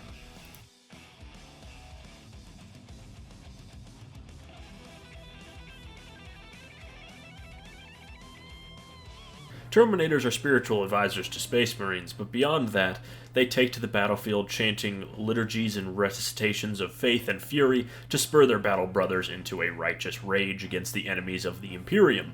Hello everybody, my name is Spoons Rattling, and today we're doing another remake on the Terminator Chaplain, the Grim Guardian of the Space Marines. So, the Terminator Chaplain comes in at a pretty cheap 75 points. For that, you get a fairly standard Terminator character stat line of movement 5 inches, toughness 5, a 2+ save, a 4+ invulnerable, 5 wounds, leadership 5+, and OC 1. The extra leadership is a nice benefit and makes this a really solid stat line for only 75 points. In terms of ranged weapons, he has his Storm Bolter, which is just rapid fire 2 at 24-inch range with 2 attacks that hit on 3s at strength 4, AP 0, and damage 1. A nice little flurry of anti-light infantry fire, good for clearing out hordes that these guys don't really want to be bothered with as they march towards their enemies. And then in terms of melee weapons, he of course has his Crozius Arcanum, Staff of Office, 6 attacks that hit on 2s at strength 6, AP 1, and damage 2. This is good for killing most types of infantry, especially toughness 3 infantry and normal Space Marines, though the AP 1 will let you down in certain situations against enemy Terminators and similar. In terms of abilities, he of course has Leader and Deep Strike, and then his main ability is Litany of Hate. When leading a unit, when a model in that unit makes a melee attack, you add 1 to the wound roll. This is huge for Terminators, as most of their weapons tend to be mid-strength with good AP and damage, so this allows them to take down vehicles much more efficiently without having to use the less accurate chain fists. And Recitation of Faith is when he's leading a unit. They have a 4+ Feel No Pain against mortal wounds. Now this is super useful after the change to Devastating Wounds, which means this can now protect them, as well as some interesting interactions with Deathwing Terminators and their plasma cannons. And then he does also have the option to swap out his Storm Bolter for a Relic Shield, which just gives him an extra wound, but does look very, very cool. I wouldn't say there's too much in Storm Bolter or Relic Shield. If you have a feeling you're going to be bogged down by a lot of infantry, I'd take the Storm Bolter, but if not, the Relic Shield does look pretty dang cool, and the cooler a model looks, the better it is. This is factual, and should be taken literally at every opportunity. Anyways, from there we're going to move on to his leader options, and unsurprisingly he can lead basically everything in Terminator armor, which isn't necessarily a bad thing, because all of the Terminators are good in melee. Starting off with the vanilla Terminator squad, the Power Fists love +1 to wound more than almost any weapon. Given their strength 8, they're already super effective against infantry, but with +1 to wound, they're also very effective against vehicles, which is super huge. They obviously love having this guy in tow, and it is a fine mixed threat unit for dealing with light infantry, as well as taking down anything in melee. The Assault Terminator squad is very similar, and he's right at home here. +1 to wound is great for both hammers and claws, though I'd only take the claws in a specific detachment where strength bonuses are readily available, that being the Liberator Assault group. Then the Deathwing Terminators, they are just a side-graded normal Terminators, though his Mortal Wound Protection does help if you're bringing the very cool plasma cannons if they overheat. And then Deathwing Knights, they're very tough and dangerous, and with buffs are very, very dangerous. Their maces already have anti-4+ to vehicles and monsters, though the +1 to wound does help a lot against very tough infantry like enemy Terminators or Gravis-type units, as well as making them even more efficient against normal Marines. And then Wolf Guard effectively act as a blend of both normal Terminators and Assault Terminators, being able to bring any mix of either of their weaponry. So if you want to the same things sort of apply. Terminators love them, Assault Terminators love them, therefore Wolf Guard Terminators love them. There's really not too much in it, though of course Wolf Guard do have some ranged builds, which I'd say this guy isn't the best in, mainly because, well, he doesn't offer anything at range. And speaking of, we're going to cover the detachments of, well, in Gladius, he really likes Assault Doctrine. Honor Vehement is solid to get him to a Strength 8 Strength 8 Crozius while he's in Assault Doctrine. Though Honor the Chapter isn't quite as good on this guy, but the AP is still much appreciated for his Crozius and also for his Entourage's power weapons. If you're running Terminators to shoot, I would not run this guy. I would rather run a Librarian, so I wouldn't bring him then in Anvil. Ironstorm, again, there's really not much there for infantry in general, and slow infantry doesn't really gel with the style there, so there's not much reason for him to be there specifically. And then Firestorm, he really likes War-Tempered Artifice because it gives him a Strength 9 Crozius, which really helps him deal with the tough stuff much better, as his own Crozius is a bit of a weakness of the squad because it's only Strength 6. Stormlance, Terminators love Stormlance just because of the extra speed, but there's nothing else too special there for them. But if you are foot slogging, Stormlance is a great option. First Company is, of course, very focused on Terminators and Elites, and of course this guy is a Terminator. An Imperium Sword is probably a fine upgrade for him, though most of the other stuff doesn't help much as he already has the durability defense that usually comes with those enhancements. As I mentioned, the Liberator Assault Group is very good because his Crozius will be all the way up to Strength 8, potentially Strength 9. It makes it far more general purpose, and Savage Echoes does give it that extra strength, which is very good. And then, as I mentioned earlier, I think Assault Terminators with Lightning Claws are really good in here, especially with this guy. And then in Inner Circle Companions, he's a Terminator. He's right at home here, even though his rule does clash with the already +1 to wound thing from the core objectives. However, you could run this guy in a Terminator jump scare sort of way where you just Deathwing assault him right in the middle of the board and just have a beeline for the enemy home objective, which is of course very useful, and then let the other Terminators and Veterans deal with the vowed objectives while this guy just beelines into the enemy army, because they will destroy just about anything and will require the enemy to dedicate fire to them. In my opinion, this guy is the best Terminator character. I think his buff far outweighs the fact that the captain has better melee, and I'd say that his buff is overall better than the Librarians, as sustained hits is very good, don't get me wrong, but this does help more so with dealing with the stuff that Terminators aren't already good at killing, so I'd say that's very good. And of course, while he doesn't have the free stratagems, his unit will be more than dangerous enough to be completely worth it to give them stratagems, so spending the CP isn't the biggest deal. That being said, I actually haven't mentioned his durability too much, but 4+ Feel No Pains against Mortal Wounds is huge for Terminators because Mortal Wounds are super good at killing Terminators usually, but of course with 4+ more Feel No Pains, Mortal Wounds are going to be very inefficient against this guy.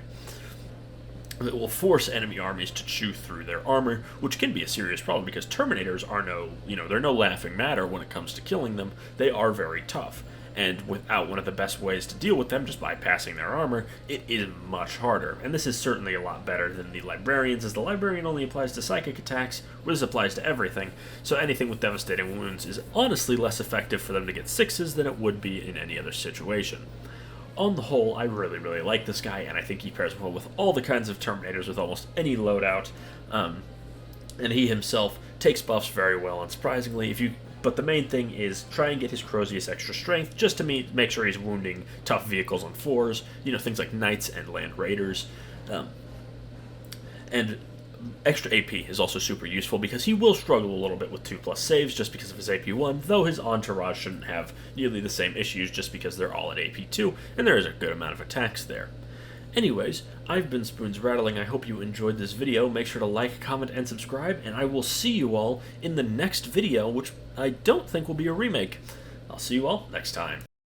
Judiciars are those Space Marines who are training to become chaplains. Nearing the end of their path of training, they have taken a vow of silence as to not preach with words, but preach with actions, the final steps to becoming a Judiciar. Hello everybody, my name is Spoons Rattling. Today we are covering the Judiciar, who is of course a chaplain in training, who has taken a vow of silence and decides to go after the greatest champions to prove his worth. So the Judiciar comes in at 70 points and has a fairly standard Space Marine profile for a character. He has 6 inches of movement, he's toughness 4, he has a 3+ save, a 4+ invulnerable save, 4 wounds, leadership 5+, and OC 1. Very solid for the points, though nothing special. In terms of ranged weapons, he has his Absolver Bolt Pistol, which is 1 attack that hits on 3s at 18-inch range, strength 5, AP 1, and damage 2, so a not zero chance of sniping a Space Marine or any kind of infantry. He comes, of course, with his Executioner Relic Great Blade, which is precise and devastating wounds, has 5 attacks that hit on 2s at strength 7, AP 2, and damage 2. A general-purpose profile for most kinds of infantry, and is good enough to take down light and medium characters, though might struggle with tougher ones. In terms of abilities, he of course has his Temper Mortis, the relic that he holds in his left hand. While leading a unit, that unit has fights first. This is a super powerful buff that makes certain units pretty much unchargeable by even the mightiest of melee infantry. He has Silent Fury, so each time this model destroys an enemy character model, add 1 to the attacks characteristics of its relic blade. So if he destroys any characters, he gets an extra attack, which is a niche ability, but it is overall quite useful if it goes off. Against armies that use a lot of very lightweight characters, whether it be sisters or something similar, it could really go off and snowball really quite quickly into having quite a few extra attacks. Cycling back to his weapons, I wanted to just cover the Executioner Relic Great Blade a little bit better. The precision is of course useful for sniping out characters, but the devastating wounds is really useful to patch up its weakness against tough things, as while strength 7 is solid against infantry, it will struggle against most kinds of vehicles. However, the devastating wounds of course helps with not only that, but also bypassing the high saves of units like Terminators, and especially characters who often do have quite high saves. Overall, for 70 points, you get a rather solid mix of damage and buffs, though his buffs aren't quite as straightforward as something like a Space Marine Captain. As we're going to cover in a moment, I believe you have to really have a plan if you're going to use a Judiciar. Because in reality, he offers something that's not quite as simple as just free stratagems or +1 to wound from his senior chaplains or captains. He offers no direct damage buff to the unit aside from what he brings naturally, but what he does bring is sort of an indirect durability buff. For a unit like Inner Circle Companions or Bladeguard Veterans, if a unit charges them, let's say Khorne Berserkers, who could really put the smack down on these units, with fights first, they get to strike down, a large chunk of that unit and drastically reducing the damage of what they'd take in melee, which then allows them to also, means that in protracted combats that extend over over multiple turns, they will be extra effective because they will always fight first, and means they will win pretty much any combat they're in, unless it's against a Primarch level unit that even though they might damage, they will not destroy. In terms of units to buff, as mentioned, Bladeguard Veteran are quite solid, though I prefer the Inner Circle Companions for their greater damage. And, of course, that only applies if you play Dark Angels. As I mentioned earlier, his ability to get extra attacks is flavorful given the lore behind Judiciars, but it's also rather niche, as you need to be fighting the right kinds of characters and get into the combat with them. And in general, he is a little matchup dependent. Against an army like Tau, who has nothing that wants to be in melee, his buffs don't provide much outside of his own damage, which is respectable, especially against a lighter army like that. But against ranged armies he won't do much, but against melee armies he will be extremely valuable. So while he's not as straightforward as a captain or a chaplain, I think he does have a solid place in an army if you want to bring him, just to increase your charge defense. Anyways, I've been Spoons Rattling. Hope you enjoyed this video. Make sure to like, comment, and subscribe. Librarians are the lore masters and most wise members of a chapter. Gifted with psychic abilities, they are invaluable to the chapters that use them. And of course, like most of the chapter's command, they often field themselves wearing Terminator armor. Hello everybody, my name is Spoons Rattling, and today we are covering the Terminator Librarian. So the Terminator Librarian comes in at, I believe it's 75 points. So for 75 points you get a pretty standard Terminator character stat line: 5 inches of movement, toughness 5, 5 wounds, a 2+ save, 4+ invulnerable, leadership 6+, and OC 1. Totally standard, though pretty tough for only 75 points, in terms of a character at least. And then in terms of ranged weapons, he can take either a combi bolter or combi weapon. The combi weapon's anti-infantry 4+, devastating wounds, and rapid fire 1 at 24-inch range, 1 attack that hits on 4s at strength 4, AP 0, and damage 1. Really not worth taking. And the combi bolter has rapid fire 2, 12 at 24-inch range, ballistic skill 3+, strength 4, AP 0, and damage 1. A very solid little burst of anti-infantry fire, especially anti-light infantry. Though his main ranged attack is of course Smite. Smite has an 18-inch range, D6 attacks that hit on 3s at strength 5, AP 1, and damage D3. Very solid. You can overcharge it, it gains hazardous, but it also gains devastating wounds, with D6 attacks that hit on 3s at strength 6 and AP 2, making it far more powerful, though of course having the risk to deal 3 mortal wounds to your character is never good. However, the damage buff is, when it's applicable, will be very good, such as when it transmits to +1 to wound, or where it will sort of make the difference with the AP if the opponent's staying in cover. In terms of melee weapons, he has his Force Weapon, which is just a psychic weapon with 4 attacks that hit on 3s at strength 6, AP 1 and damage D3. Fairly weak melee as far as a Space Marine character goes. The low AP is not helped by the fact that it has very few attacks. In terms of abilities, he has his Psychic Hood, which gives his unit a 4+ Feel No Pain against psychic attacks. And he also has Veil of Time, which is his psychic ability. While leading a unit, their weapons gain Sustained Hits 1. Now, this, I believe, has changed from the index. I believe it used to only apply to ranged weapons, but now it applies to everything. And this makes him far... Sorry, I'm so sick. Far more general purpose. And Sustained Hits 1 is helpful at both range and in melee, of course. Their anti-infantry range weapons will really appreciate it. And if you're bringing Cyclone missile launchers with normal Terminators, or Deathwing, for example, they would appreciate any 6s they get. And in melee, where they want to be, of course, Sustained Hits is going to be useful, though I would say it's not as powerful for punching up as some of the other abilities are, as we'll cover in a moment. As a last note, never bring the combi weapon, always bring the combi bolter. If you model them with a combi weapon, just run it as a combi bolter. In general, the Terminator Librarian, compared to his compatriots, the Terminator Captain and Terminator Chaplain, trades off their more focused buffs in terms of the +1 to wound and free stratagems for a general buff of sustained hits.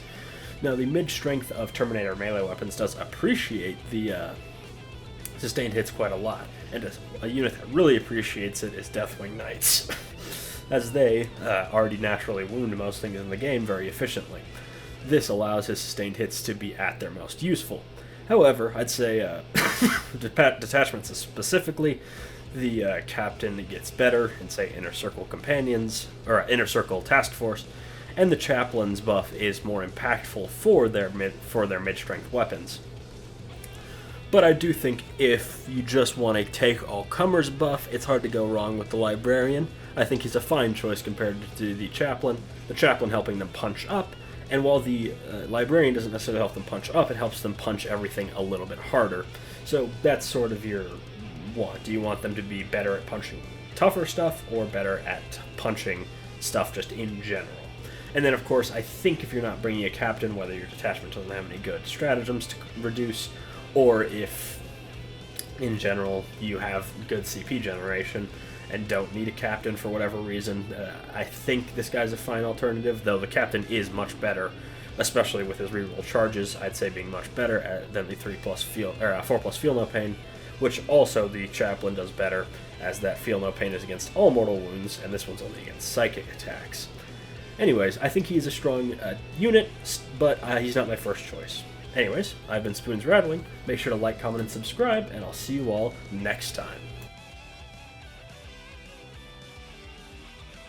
Captains are the exemplars of everything a Space Marine should be, and they often use the war gear available to every Space Marine in ways to show just how talented they are. And in one of those cases, that would be Gravis armor, seen in captains that wear Gravis armor.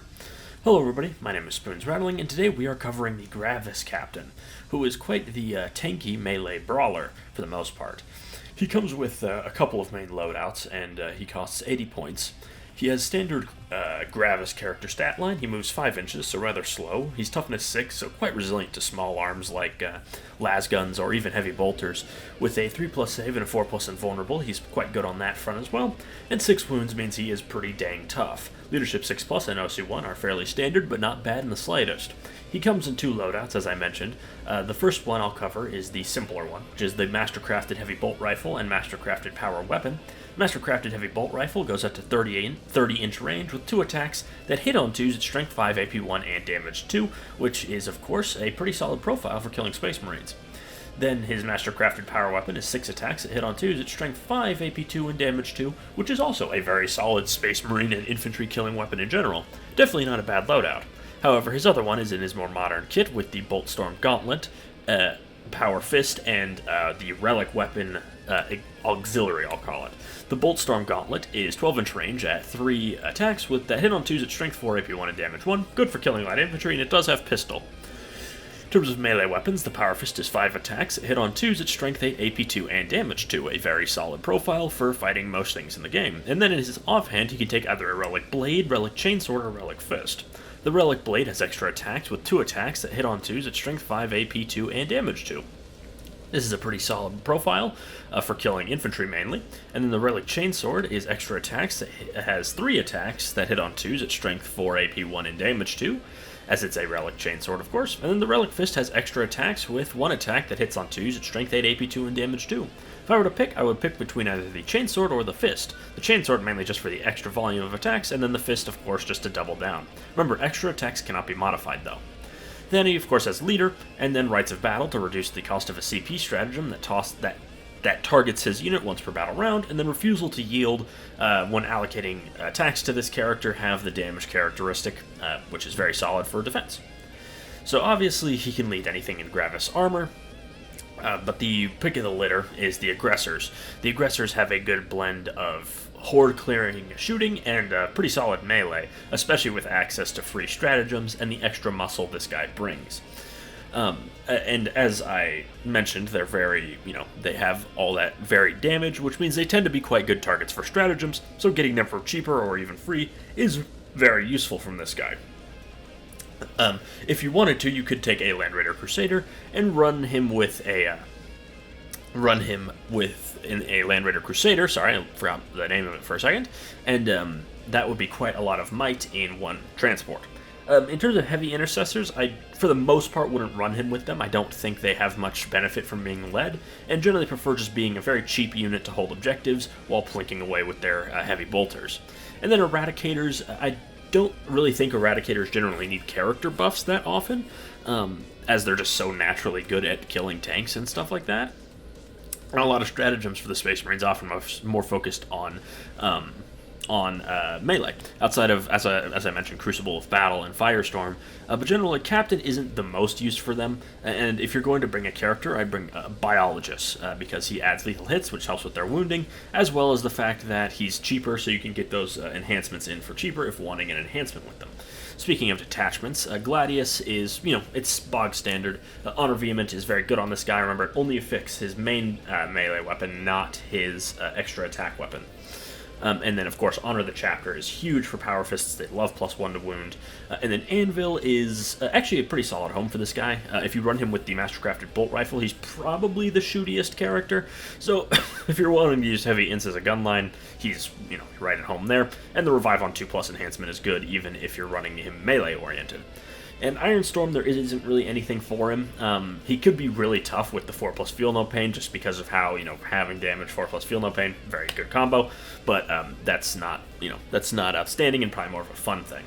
And then Firestorm, he really appreciates the War-Tempered Artifice, of course, and Crucible of Battle is always useful for +1 to wound when in melee, or when shooting with something like Eradicators, but I already mentioned them.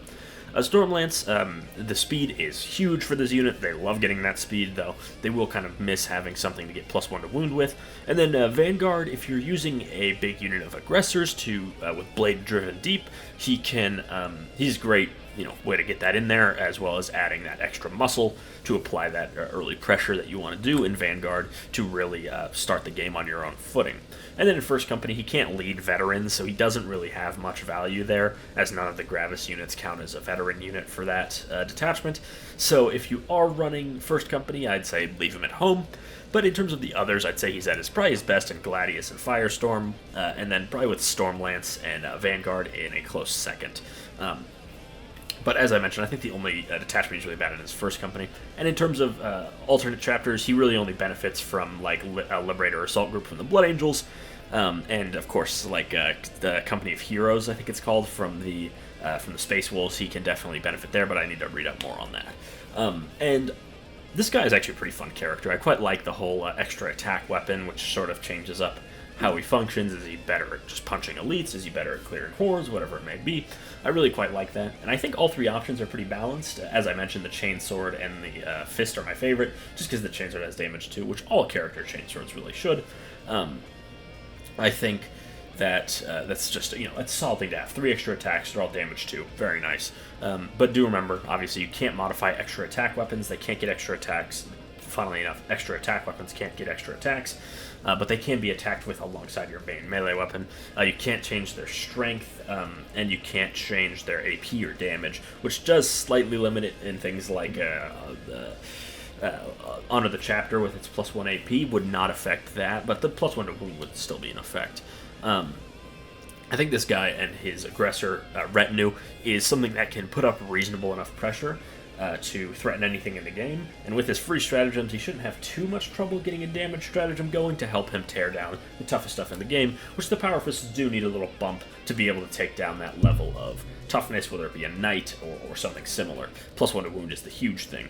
Though they aren't super tough, just keep that in mind. They will fall pretty quickly to things like plasma fire, so you may want to give them a repulsor or a land raider just to have them getting into the midfield and they start crumping things as fast as possible, which is always a very valuable thing to have.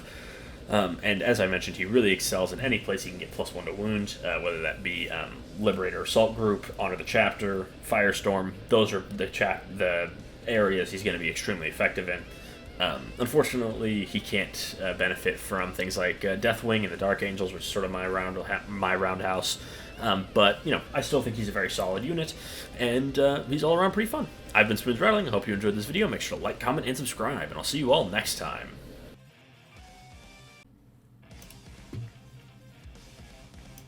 Space Marine lieutenants act as the second-in-command to captains, and when they wear their Vanguard Phobos armor, they do all of that, but they do it extra sneaky-like.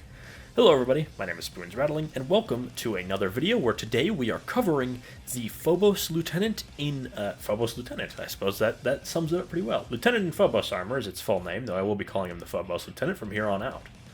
So, the Phobos Lieutenant comes in at a rock-bottom price of 55 points.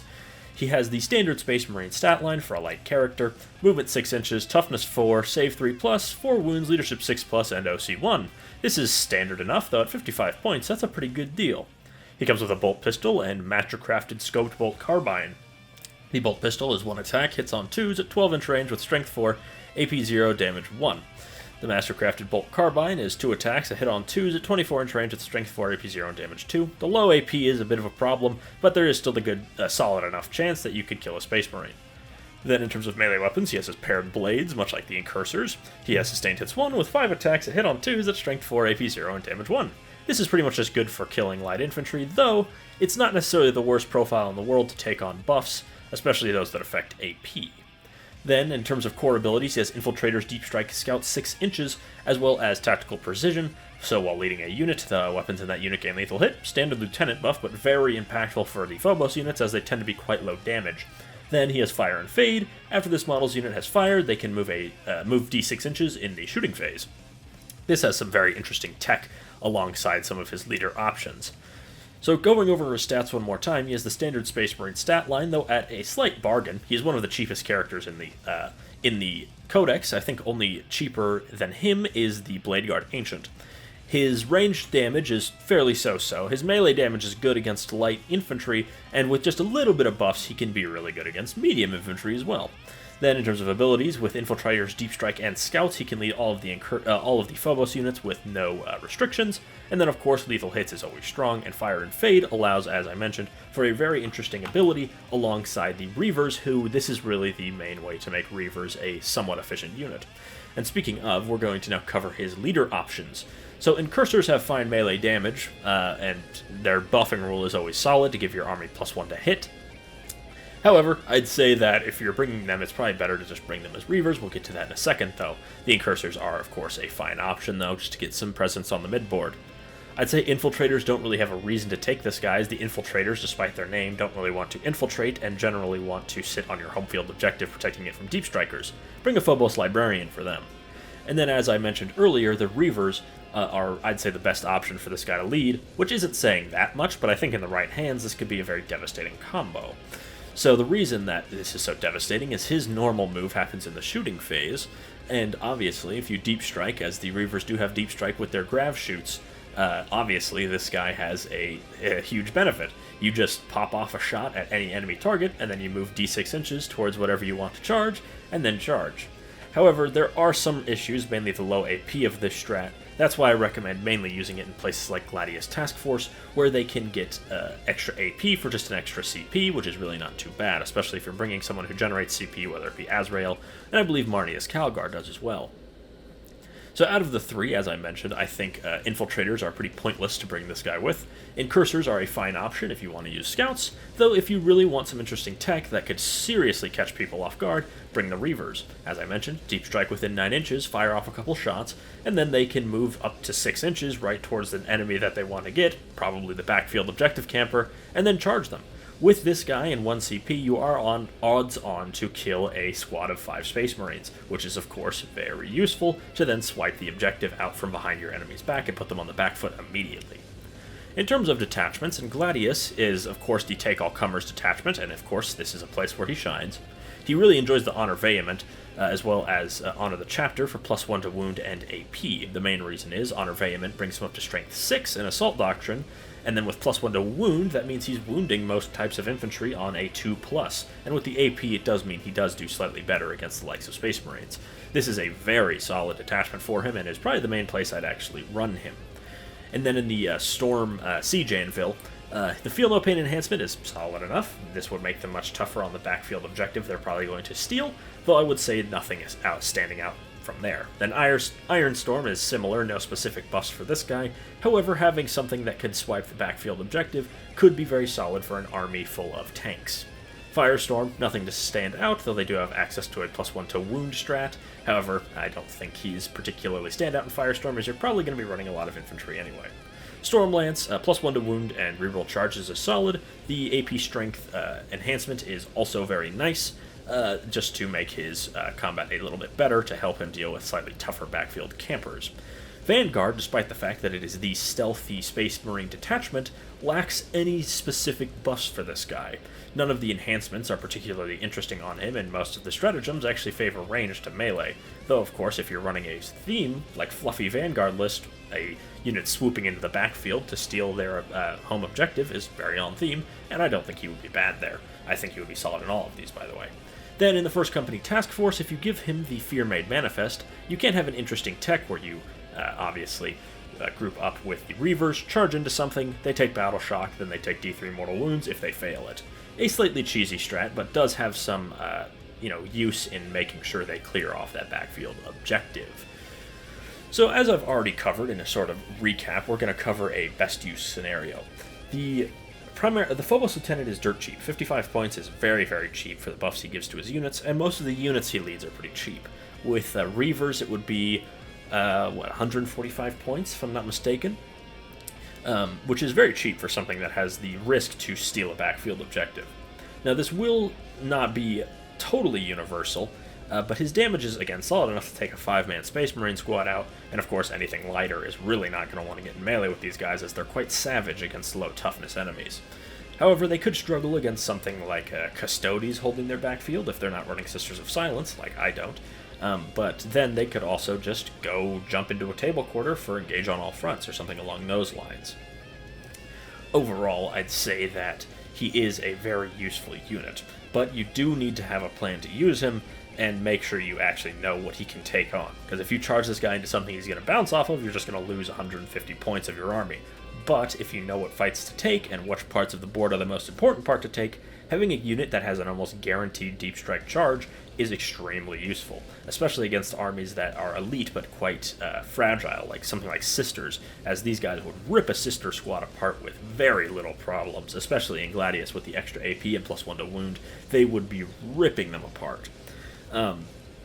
Though, of course, these guys aren't really going to be taking down any tanks or anything, so if you are bringing them, this is a given, but make sure you have ample firepower before you include these guys, because if these guys take the backfield objective and then a Lehman Rush just turns around and blows them up, there's not much use in that. Make sure to Alpha Strike hard, and these guys can help you wrap up the game. I've been Spoons Rattling. I hope you enjoyed this video. Make sure to like, comment, and subscribe, and tell me what you thought of this slightly longer form down below in the comments. See you all next time for some Space Marine 2 content. Reaver lieutenants are unsurprisingly lieutenants, second in command to captains, that wear Reaver armor and specialize in the shock assault tactics of the Reavers. They are a rather recent development in Space Marines, and unfortunately, this video isn't going to be very positive, if you couldn't gather. So, I'm Spoons Rattling, and today we are covering the Reaver Lieutenant. So, the Reaver Lieutenant comes in at 55 points for himself. His stat line is pretty standard, 6 inches of movement, toughness 4, 3+ save, 4 wounds, leadership 6+, and OC 1. A solid enough character stat line for 55 points, but where things really start to fall apart is our weapons. So, in one of the longest weapon names in the game, we have the Master-Crafted Special Issue Bolt Pistol, which is precise, with 1 attack, that hits on 2s at 12-inch range with Strength 4, AP 1, and Damage 2. Then, the combat blades are in melee, which are precision, 6 attacks, hit on 2s at strength 4, AP 0, and damage 1. While the pistol is a fine enough pistol profile, his melee profile is quite bad, and also really isn't super adept at taking buffs. Its precision isn't a super useful rule, which is unfortunate. And then his abilities, he only has Scout 6 inches, and of course Leader. Then in abilities, he has Tactical Precision while leading a unit. Weapons in that unit gain lethal hits, which is a solid enough buff. Then Terror Master, expanding the Terror Troops aura of Reavers by 3 inches when he is leading them. So, as a overall review of his stats, we have a very okay pistol. I'm not going to call his pistol bad, because I don't think it is, but a character's pistol is usually not why you buy them. Their melee is extremely weak, and unlike the, say, Phobos Lieutenant, it doesn't have a good special rule, where Sustained Hits 1 is generally useful, Precision is niche, and actually can be accessed for just a command point by any other character, making this guy a very poor character assassin, not even to mention its innate lack of AP, meaning it will struggle to kill anything with a 3+ save or higher, so other Space Marines or things of that nature. The lethal hits is a solid enough buff, but at this price point you could just get a Phobos Lieutenant who also has a better special rule. And then, as I mentioned, his stats are actually fairly okay in terms of raw stat lines, just his weapons really let him down, as well as his special abilities. So the Reavers are the only thing he can lead, and surprisingly, where you think this guy would be, right at home with the Reavers and would make them significantly better, it's actually quite the opposite. So Reavers as a datasheet are quite weak on their own, and the only reason that something like a Phobos Lieutenant makes them usable is because of their Deep Strike shenanigans they can do with moving in after coming out of Deep Strike, which is a fun enough strat as it is. However, this guy, despite being a Reaver, cannot take a Grav shoot, which means he doesn't have Deep Strike, so they're forced to deploy on the board and use their Scout move. Now, needless to say, this is a huge detriment to the Reavers, whose best attribute is undeniably having cheap Deep Strike.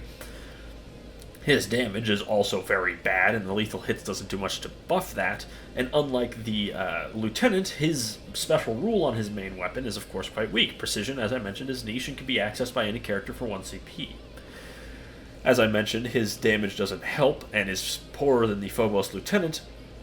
And circling back to that Phobos Lieutenant, he is better in every single way. He doesn't restrict the Reavers, as he has Deep Strike, Scouts, and Infiltrators, so you can deploy them in any way you want. His main benefit is, of course, that Deep Strike, which then allows him to shoot and move, because his secondary rule is actually good. I didn't mention it much, but this guy's special rule is god-awful.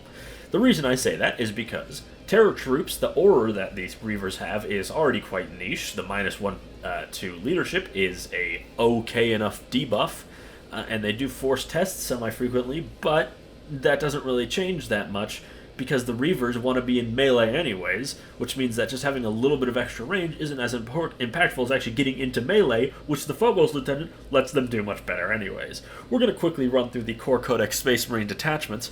The Gladius detachment is, of course, the take-all-comers. There's no unit that's specifically bad in Gladius, but this guy is not worth the points on enhancements or stratagems, because he doesn't have any help for delivering his main unit, though I guess Advance and Charge is not the worst thing, as they will need to be foot slogging. Not that they would do much when they get there. These guys really need to pick their targets properly, and foot-slogging melee units generally don't have that choice.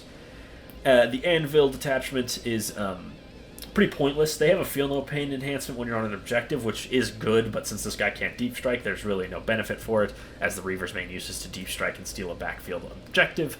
And then Iron Storm he's not great either. He's, again, very slow, no deep strike, which means he isn't much use as a grunt, and of course the Reavers themselves aren't objective-grabbing experts, so in general they do very little there as well, and are again outclassed by the Phobos Lieutenant. Firestorm, pretty much the same thing. His pistol is a bit better at close range, which is a fine enough buff. It makes it basically a heavy bolter, but he is again outperformed by that old pal, the Phobos Lieutenant, and not even mentioning other better characters. Stormlance has that +1 to wound and reroll charges. The strength enhancement could be useful, but again, as I mentioned, it's going to be better on the Phobos Lieutenant, who can deep strike and then steal the backfield objective. In Stormlance specifically, he gets that extra +1 to wound, which is very useful with sustained hits, as I've mentioned. And Vanguard, again, Vanguard surprisingly doesn't have that much to help these guys, and his damage is very bad, and again, no deep strike. First Company Task Force, he can do the Mortal Wound Bomb thing, which is okay, but once again, I'd say better on the Phobos Lieutenant, as the Phobos Lieutenant can deep strike anywhere on the field, meaning he can snipe out more fragile things much easier. So, if you didn't get the theme of this video, the Phobos Lieutenant, Reaver Lieutenant is probably the worst data sheet in all of Codex Space Marines. I can think of at least niche uses for almost everything else except this guy, excluding, like, Titans and stuff, because that's not... I'm talking the core game. I think he's in contention for the worst data sheet in the game.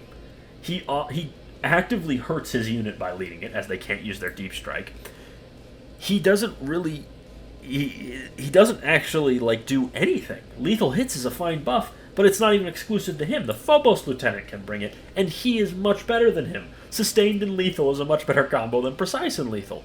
If this guy was maybe 35 points, sure, bring him along. Then you'd actually have a pretty tough character for the cost.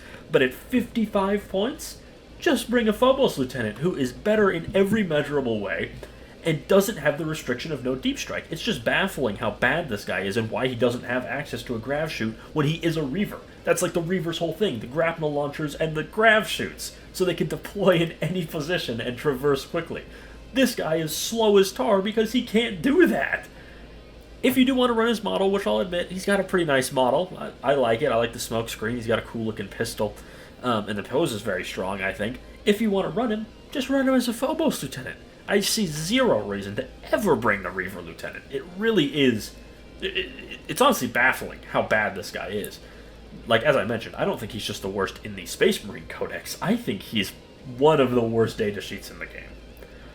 Anyways, this has been a rather negative video. I've been Spoons Rattling. I hope you enjoyed this video. Make sure to like, comment, and subscribe. Tell me what you think of this guy. And I will see you all in the next video. Bye-bye.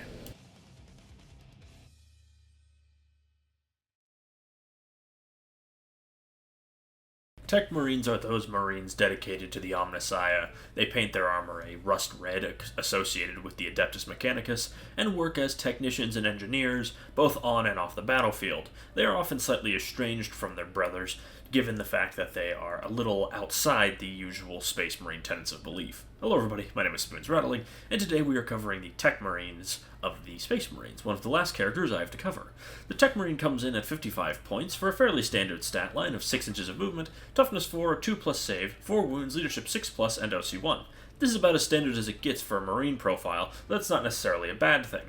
In terms of ranged weapons, he has his Grav pistol, which is anti-vehicle 2+ at 12-inch range, with one attack that hits on 2s at strength 4, AP1, and damage 2. This is a nice little anti-vehicle sting in the tail, funnily enough, and also serves well to blow up a Space Marine. Then the Forge Bolter, which is mounted on his power pack, it has 24-inch range with 3 attacks that hit on 2s at strength 5, AP1, and damage 2. So essentially a heavy bolter, which is a nice extra thing to have and makes him surprisingly shooty, especially against medium and light infantry. In In terms of melee weapons, he has his big servo arm, which is extra attacks. That one attack that hits on 3s at strength 8, AP2, and damage 3, a not zero chance of killing a Terminator or similar. And then the Omniscient Power Axe is 4 attacks that hit on 3s at strength 6, AP2, and damage 2. Fairly weedy melee, but for the points it's not too bad, and there is an ability that makes it better later on. He has Leader, though you will rarely be using it. His main ability is Techmarine, which is while within 3 inches of one or more vehicle. It has Lone Operative, very, very useful to keep this guy safe from being sniped by most things in the game. And then is Blessings of the Omnissiah. In your command phase, select one friendly vehicle within 3 inches, heal it for D3, and add 1 to the hit rolls when making attacks. Very useful to buff Space Marine vehicles to get them hitting on 2s, and also help their fairly mediocre durability. And then Vengeance of the Omnissiah is that melee rule I mentioned. If a friendly Adeptus Astartes vehicle model is destroyed within 12 inches, this model's Power Axe attacks characteristic becomes 7. This is a very big buff, and he does become surprisingly fighty if a vehicle dies nearby him, which isn't necessarily unlikely. He does have leader options, but I'm just going to be real, you're not going to want to use them, but if you are, Assault Intercessors are the best. He likes their melee buffs. Desolation, they have no synergy. He's the only character that can lead Devastators, which could be fun, maybe jumping out of a drop pod with an enhancement with multi-meltas. Intercessors, they like to be cheap, so really not much use in bringing them either.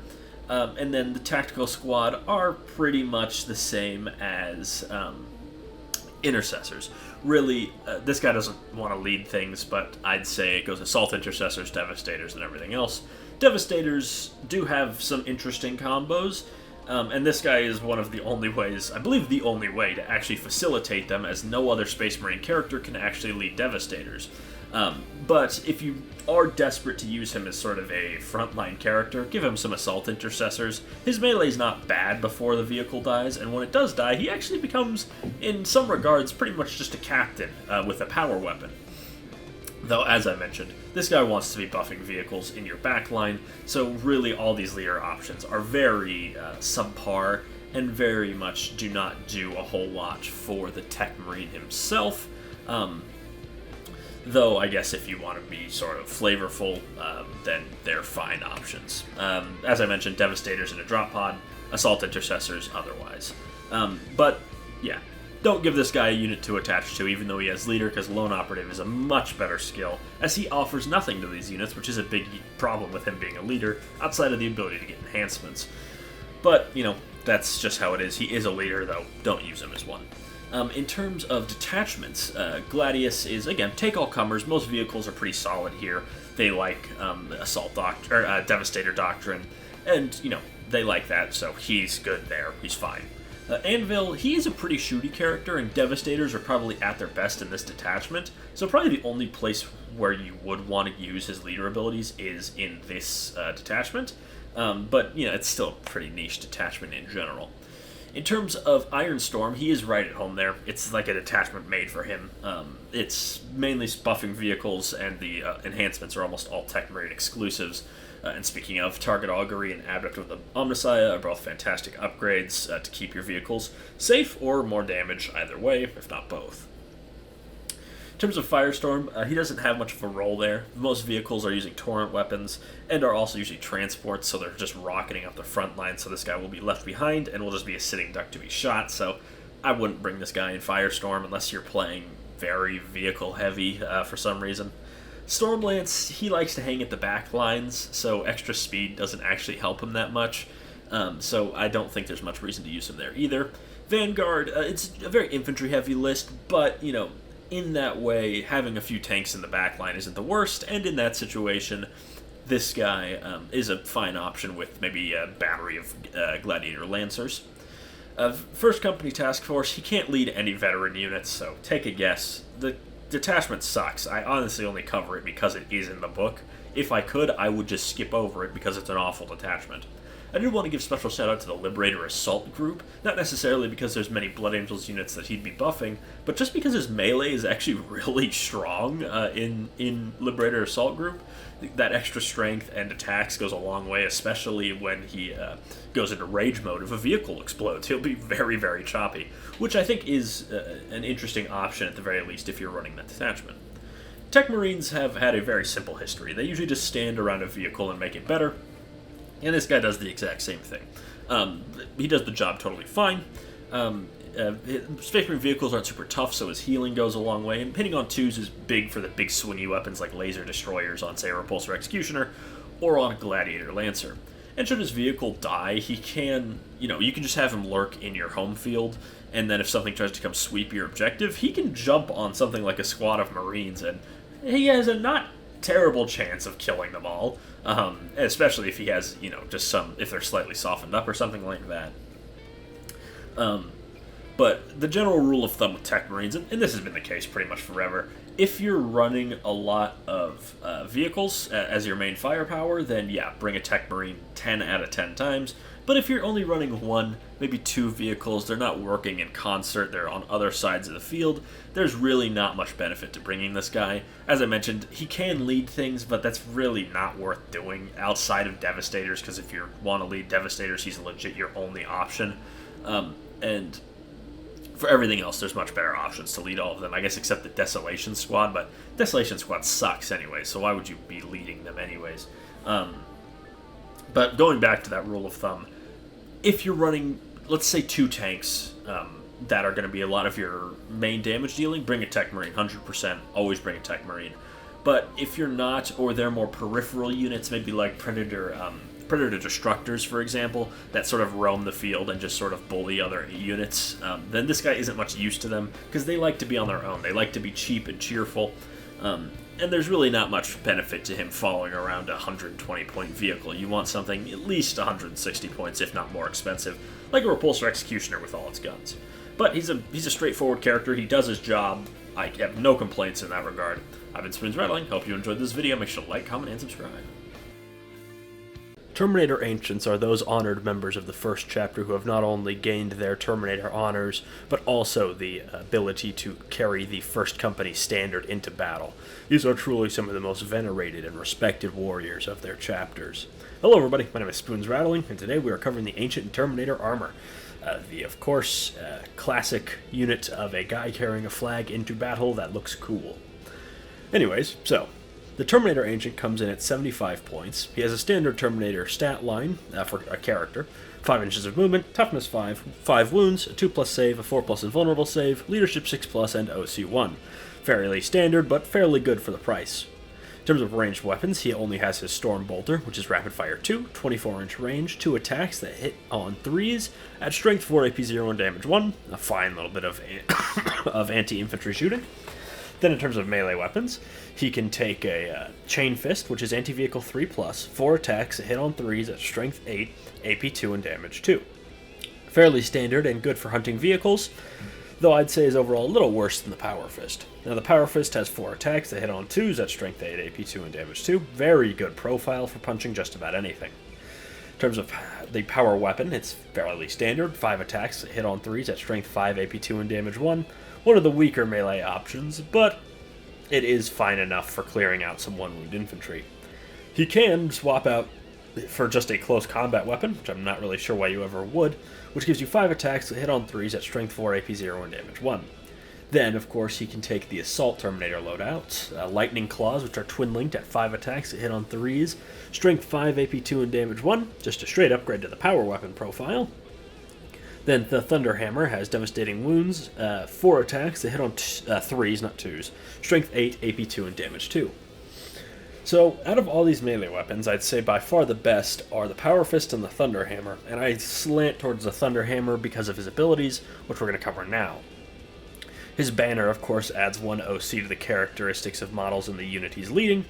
He also has Keep the Banner High while leading a unit, and it is below starting strength. Add 1 to the hit roll, making his Thunder Hammer very accurate, hence why I like it so much. And if below half strength, add 1 to the wound roll as well. Now, abilities that require your unit to be damaged are never the most reliable, and it's sort of a double-edged sword on Terminators. Because they're so tough, they are likely to take damage and not fully get wiped, but there's also the chance that everything just bounces because Terminators are so innately tough with their 4+ invulnerable saves, that triggering this might be a little harder than it seems. However, if it does trigger, it is very powerful, mainly for Thunder Hammers as they hit on 4s, and that's their biggest issue.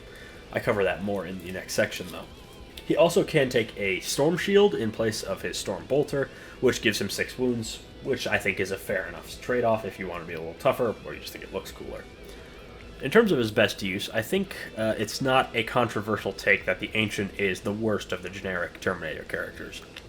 While his damage isn't bad, it's essentially just a slightly souped-up version of a normal Terminator. His buff requiring you to be damaged is never that good, and +1 to hit is only so-so for some Terminators. For normal Terminators, they're already quite accurate with their 3+ power fists, and for unique Terminators like the Deathwing Knights, they already hit on 2s. And a lot of Terminators are actually immune to modifiers, so it's hard for them to be debuffed. Where it does come into its own, though, is with the aforementioned Assault Terminators, as their main drawback is that they hit on 4s and not 3s. So that is definitely a place where he is, at the very least, useful. I think his main use, though, outside of, just being another Terminator character if you desperately need one, is that he can join a unit alongside a captain, and that could make just pushing, like if you're going all eggs in one basket, 10-man Terminator squad, captain, and an Ancient, that is a very deadly unit that'll be very good in any situation. That I think, is probably a little overkill, honestly, but if you really are just trying to get every inch of damage out of Terminators, a combo like that is not out of the question. But unless you're really, really desperate for that little bit of extra damage out of his more accurate melee weapons, I generally leave this guy on the shelf. The Librarian, the Chaplain, and the Captain are all great data sheets, and all 3 of them I would take duplicates of before I take an Ancient for anything else other than just making a Hyper Death Star, which Terminator's are already good at. They don't really need the extra body. But there is, benefits to having that. Anyways, I've been Spoons Rattling. Make sure to like, comment, and subscribe. Apothecaries make up the medical scientists of the Space Marines, and they do fill a few different roles besides just being combat medics and field surgeons. And that is what we're covering today, the Apothecary biologist, which is in more ways a battlefield researcher rather than a direct medic, often studying their enemies to more effectively take them down both in battle, as well as knowing their strategies better. Hello everybody, my name is Spoons Rattling, and welcome to another video.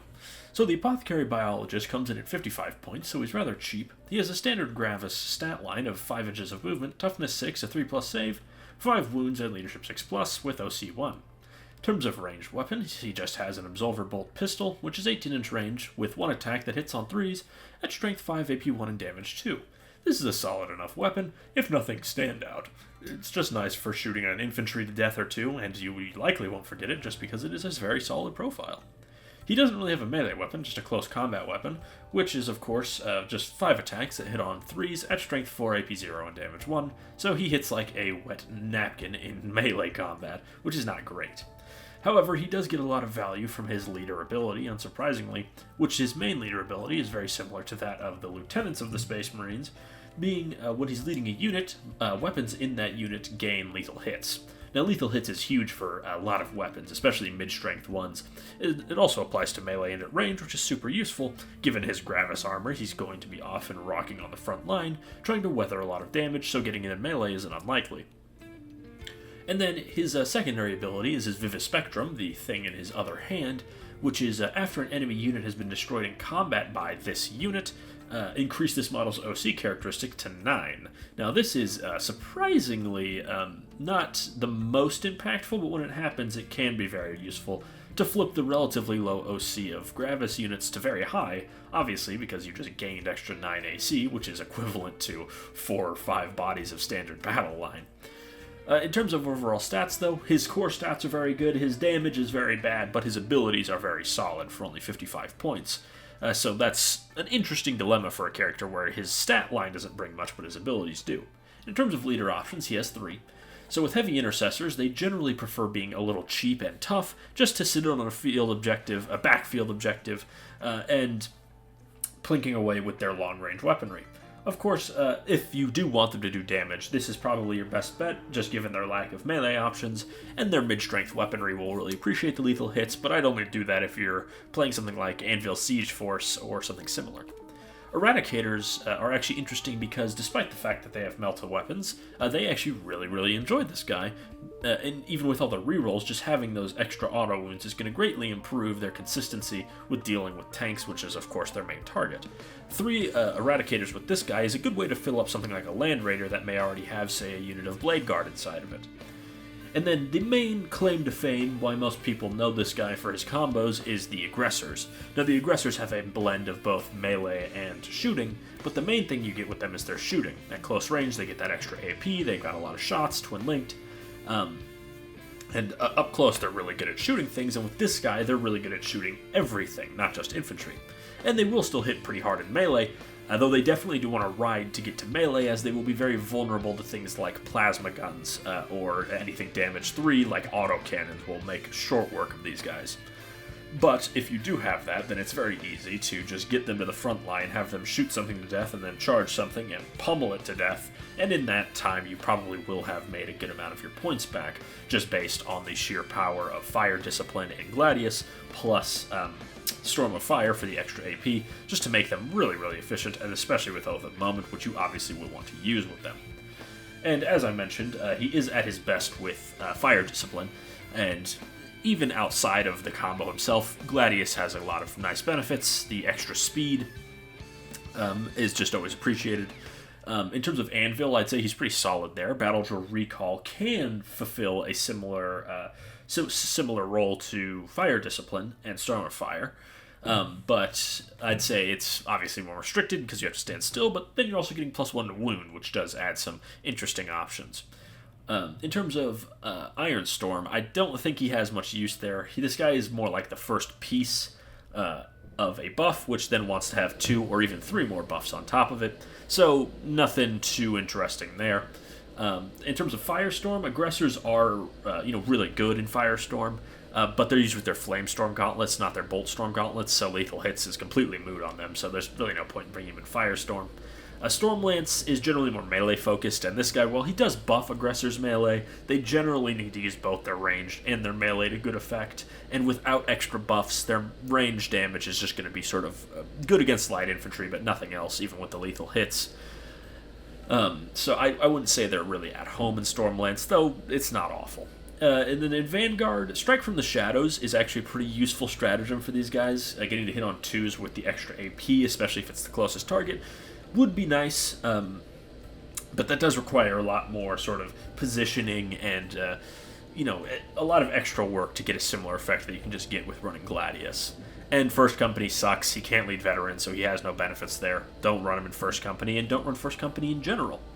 In terms of his best detachments, I'd say probably Gladius is far and away the best, and then probably followed by Anvil, and maybe Vanguard. I could see some interesting things in Vanguard.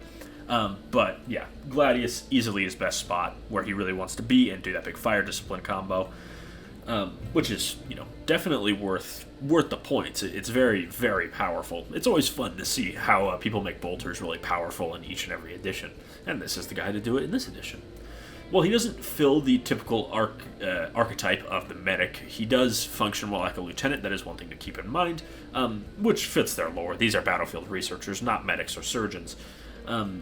He is very interesting and a masterclass in character design, I think. Because compare this guy to the Bladeguard Ancient, who is very similar in that their damage is bad. Both of them have bad damage, but his buffs aren't worth bringing, but his certainly are.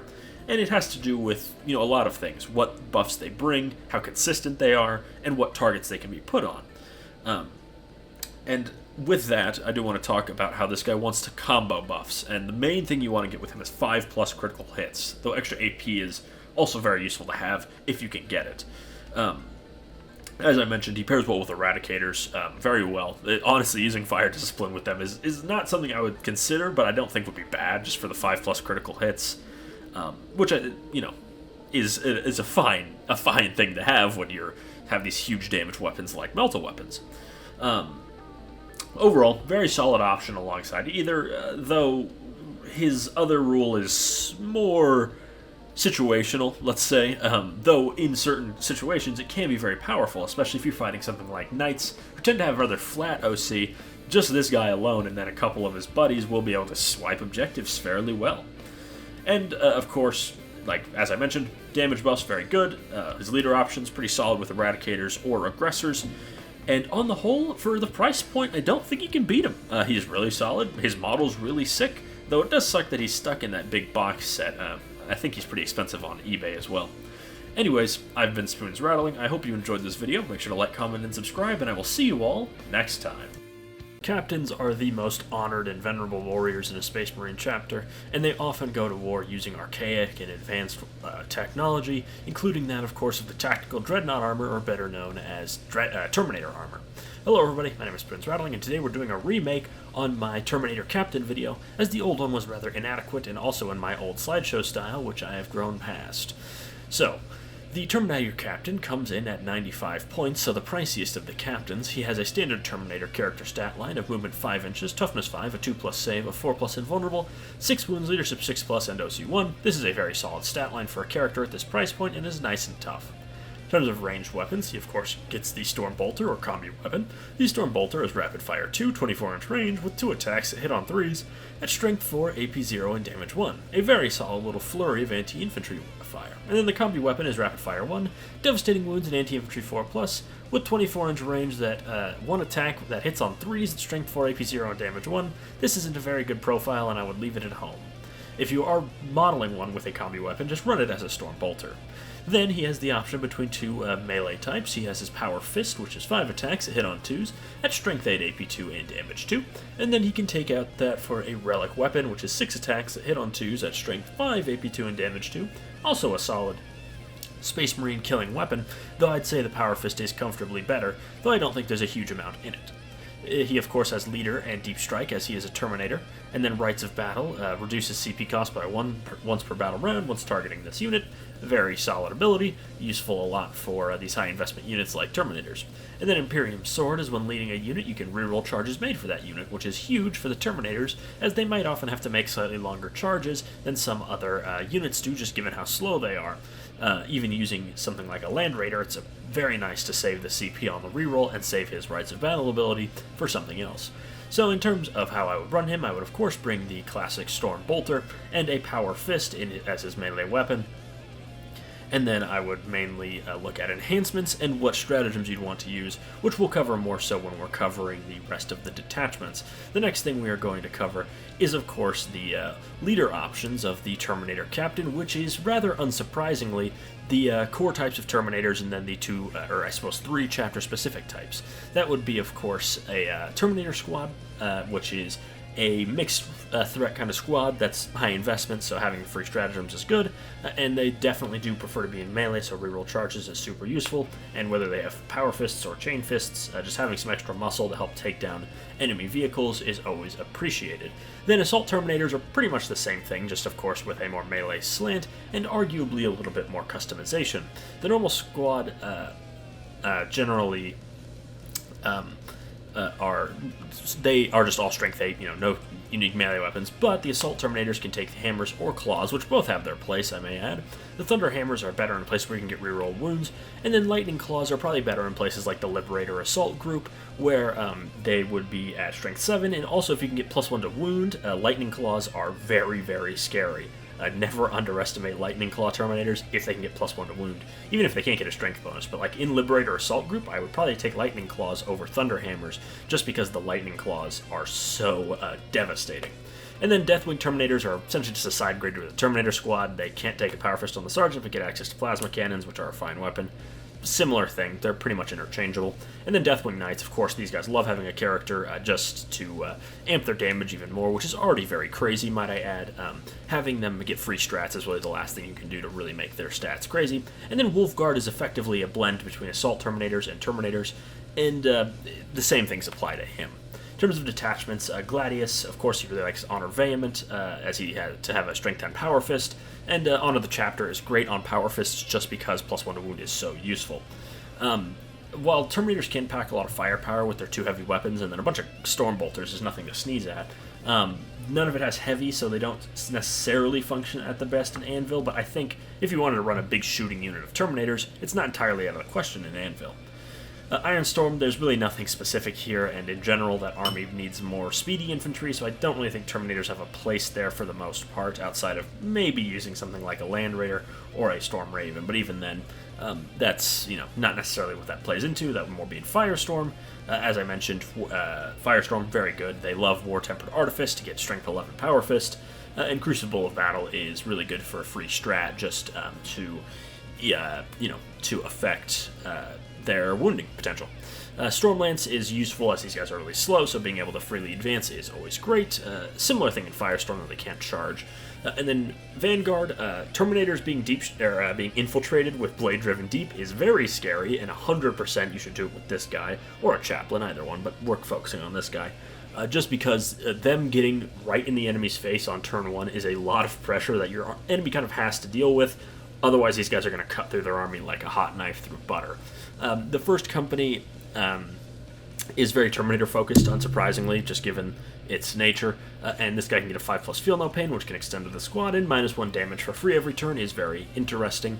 And then in Liberator Assault Group, they love the strength and extra attacks, because most of the Terminators have pretty low attack counts, and there's also some really good detachments in there, Red Rampage, Savage Echoes, that you can all get for free with this guy.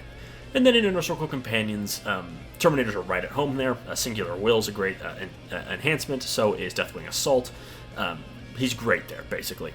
And unsurprisingly, this guy is pretty fighty in melee and always wants to be there with his squad. And those reroll charges are a huge boon to Terminators because Terminators are just so naturally slow. And since Terminators tend to be a very focal unit, they tend to be at the center of an army, being able to give that focal unit stratagems while not starving the rest of your army for CP is really, really useful. And unsurprisingly, as your resident Terminator enjoyer, I love this guy. I think he's fantastic, especially with Deathwing Knights. Their base stats are already scary enough, and this guy kind of just juices them up to the maximum. And obviously, that's huge. But even in places like in Blood Angels, for example, the extra strength on Assault Terminators is just huge. Or on normal Terminators, too. Strength 10 Power Fists and Thunderhammers are super good. And I think Strength 7 Lightning Claws is super underrated. Because at Strength 7, you use Red Rampage, I believe, that gives you Lance. I know one of them does. Using that and rerolling all wounds, you're wounding the entire game on 4s or better, and you have your AP2, and that's really about as good as it gets. And of course, as I mentioned, AP and Lance from Gladius is great with all of these guys, especially the Deathwing Knights, which are my favorite kind of Terminator. However, I think this guy is really good with every kind of Terminator. I don't think there's a type of Terminator that doesn't want him there. Assault Terminators, of course, love getting to melee faster. Normal Terminators love it, and so do the Deathwings. And Wolfguard could be built for mostly range. You could build the weird, what's it called, Storm Shield and Combi Bolter unit, which this guy wouldn't add too much to, but then again, that unit's mainly a meme. But I think this guy, if you're running Terminators, this guy's a staple. While the Chaplain definitely is pretty close, I think this guy's very good. I've been Spoons Rattling. Hope you enjoyed this video. Make sure to like, comment, and subscribe.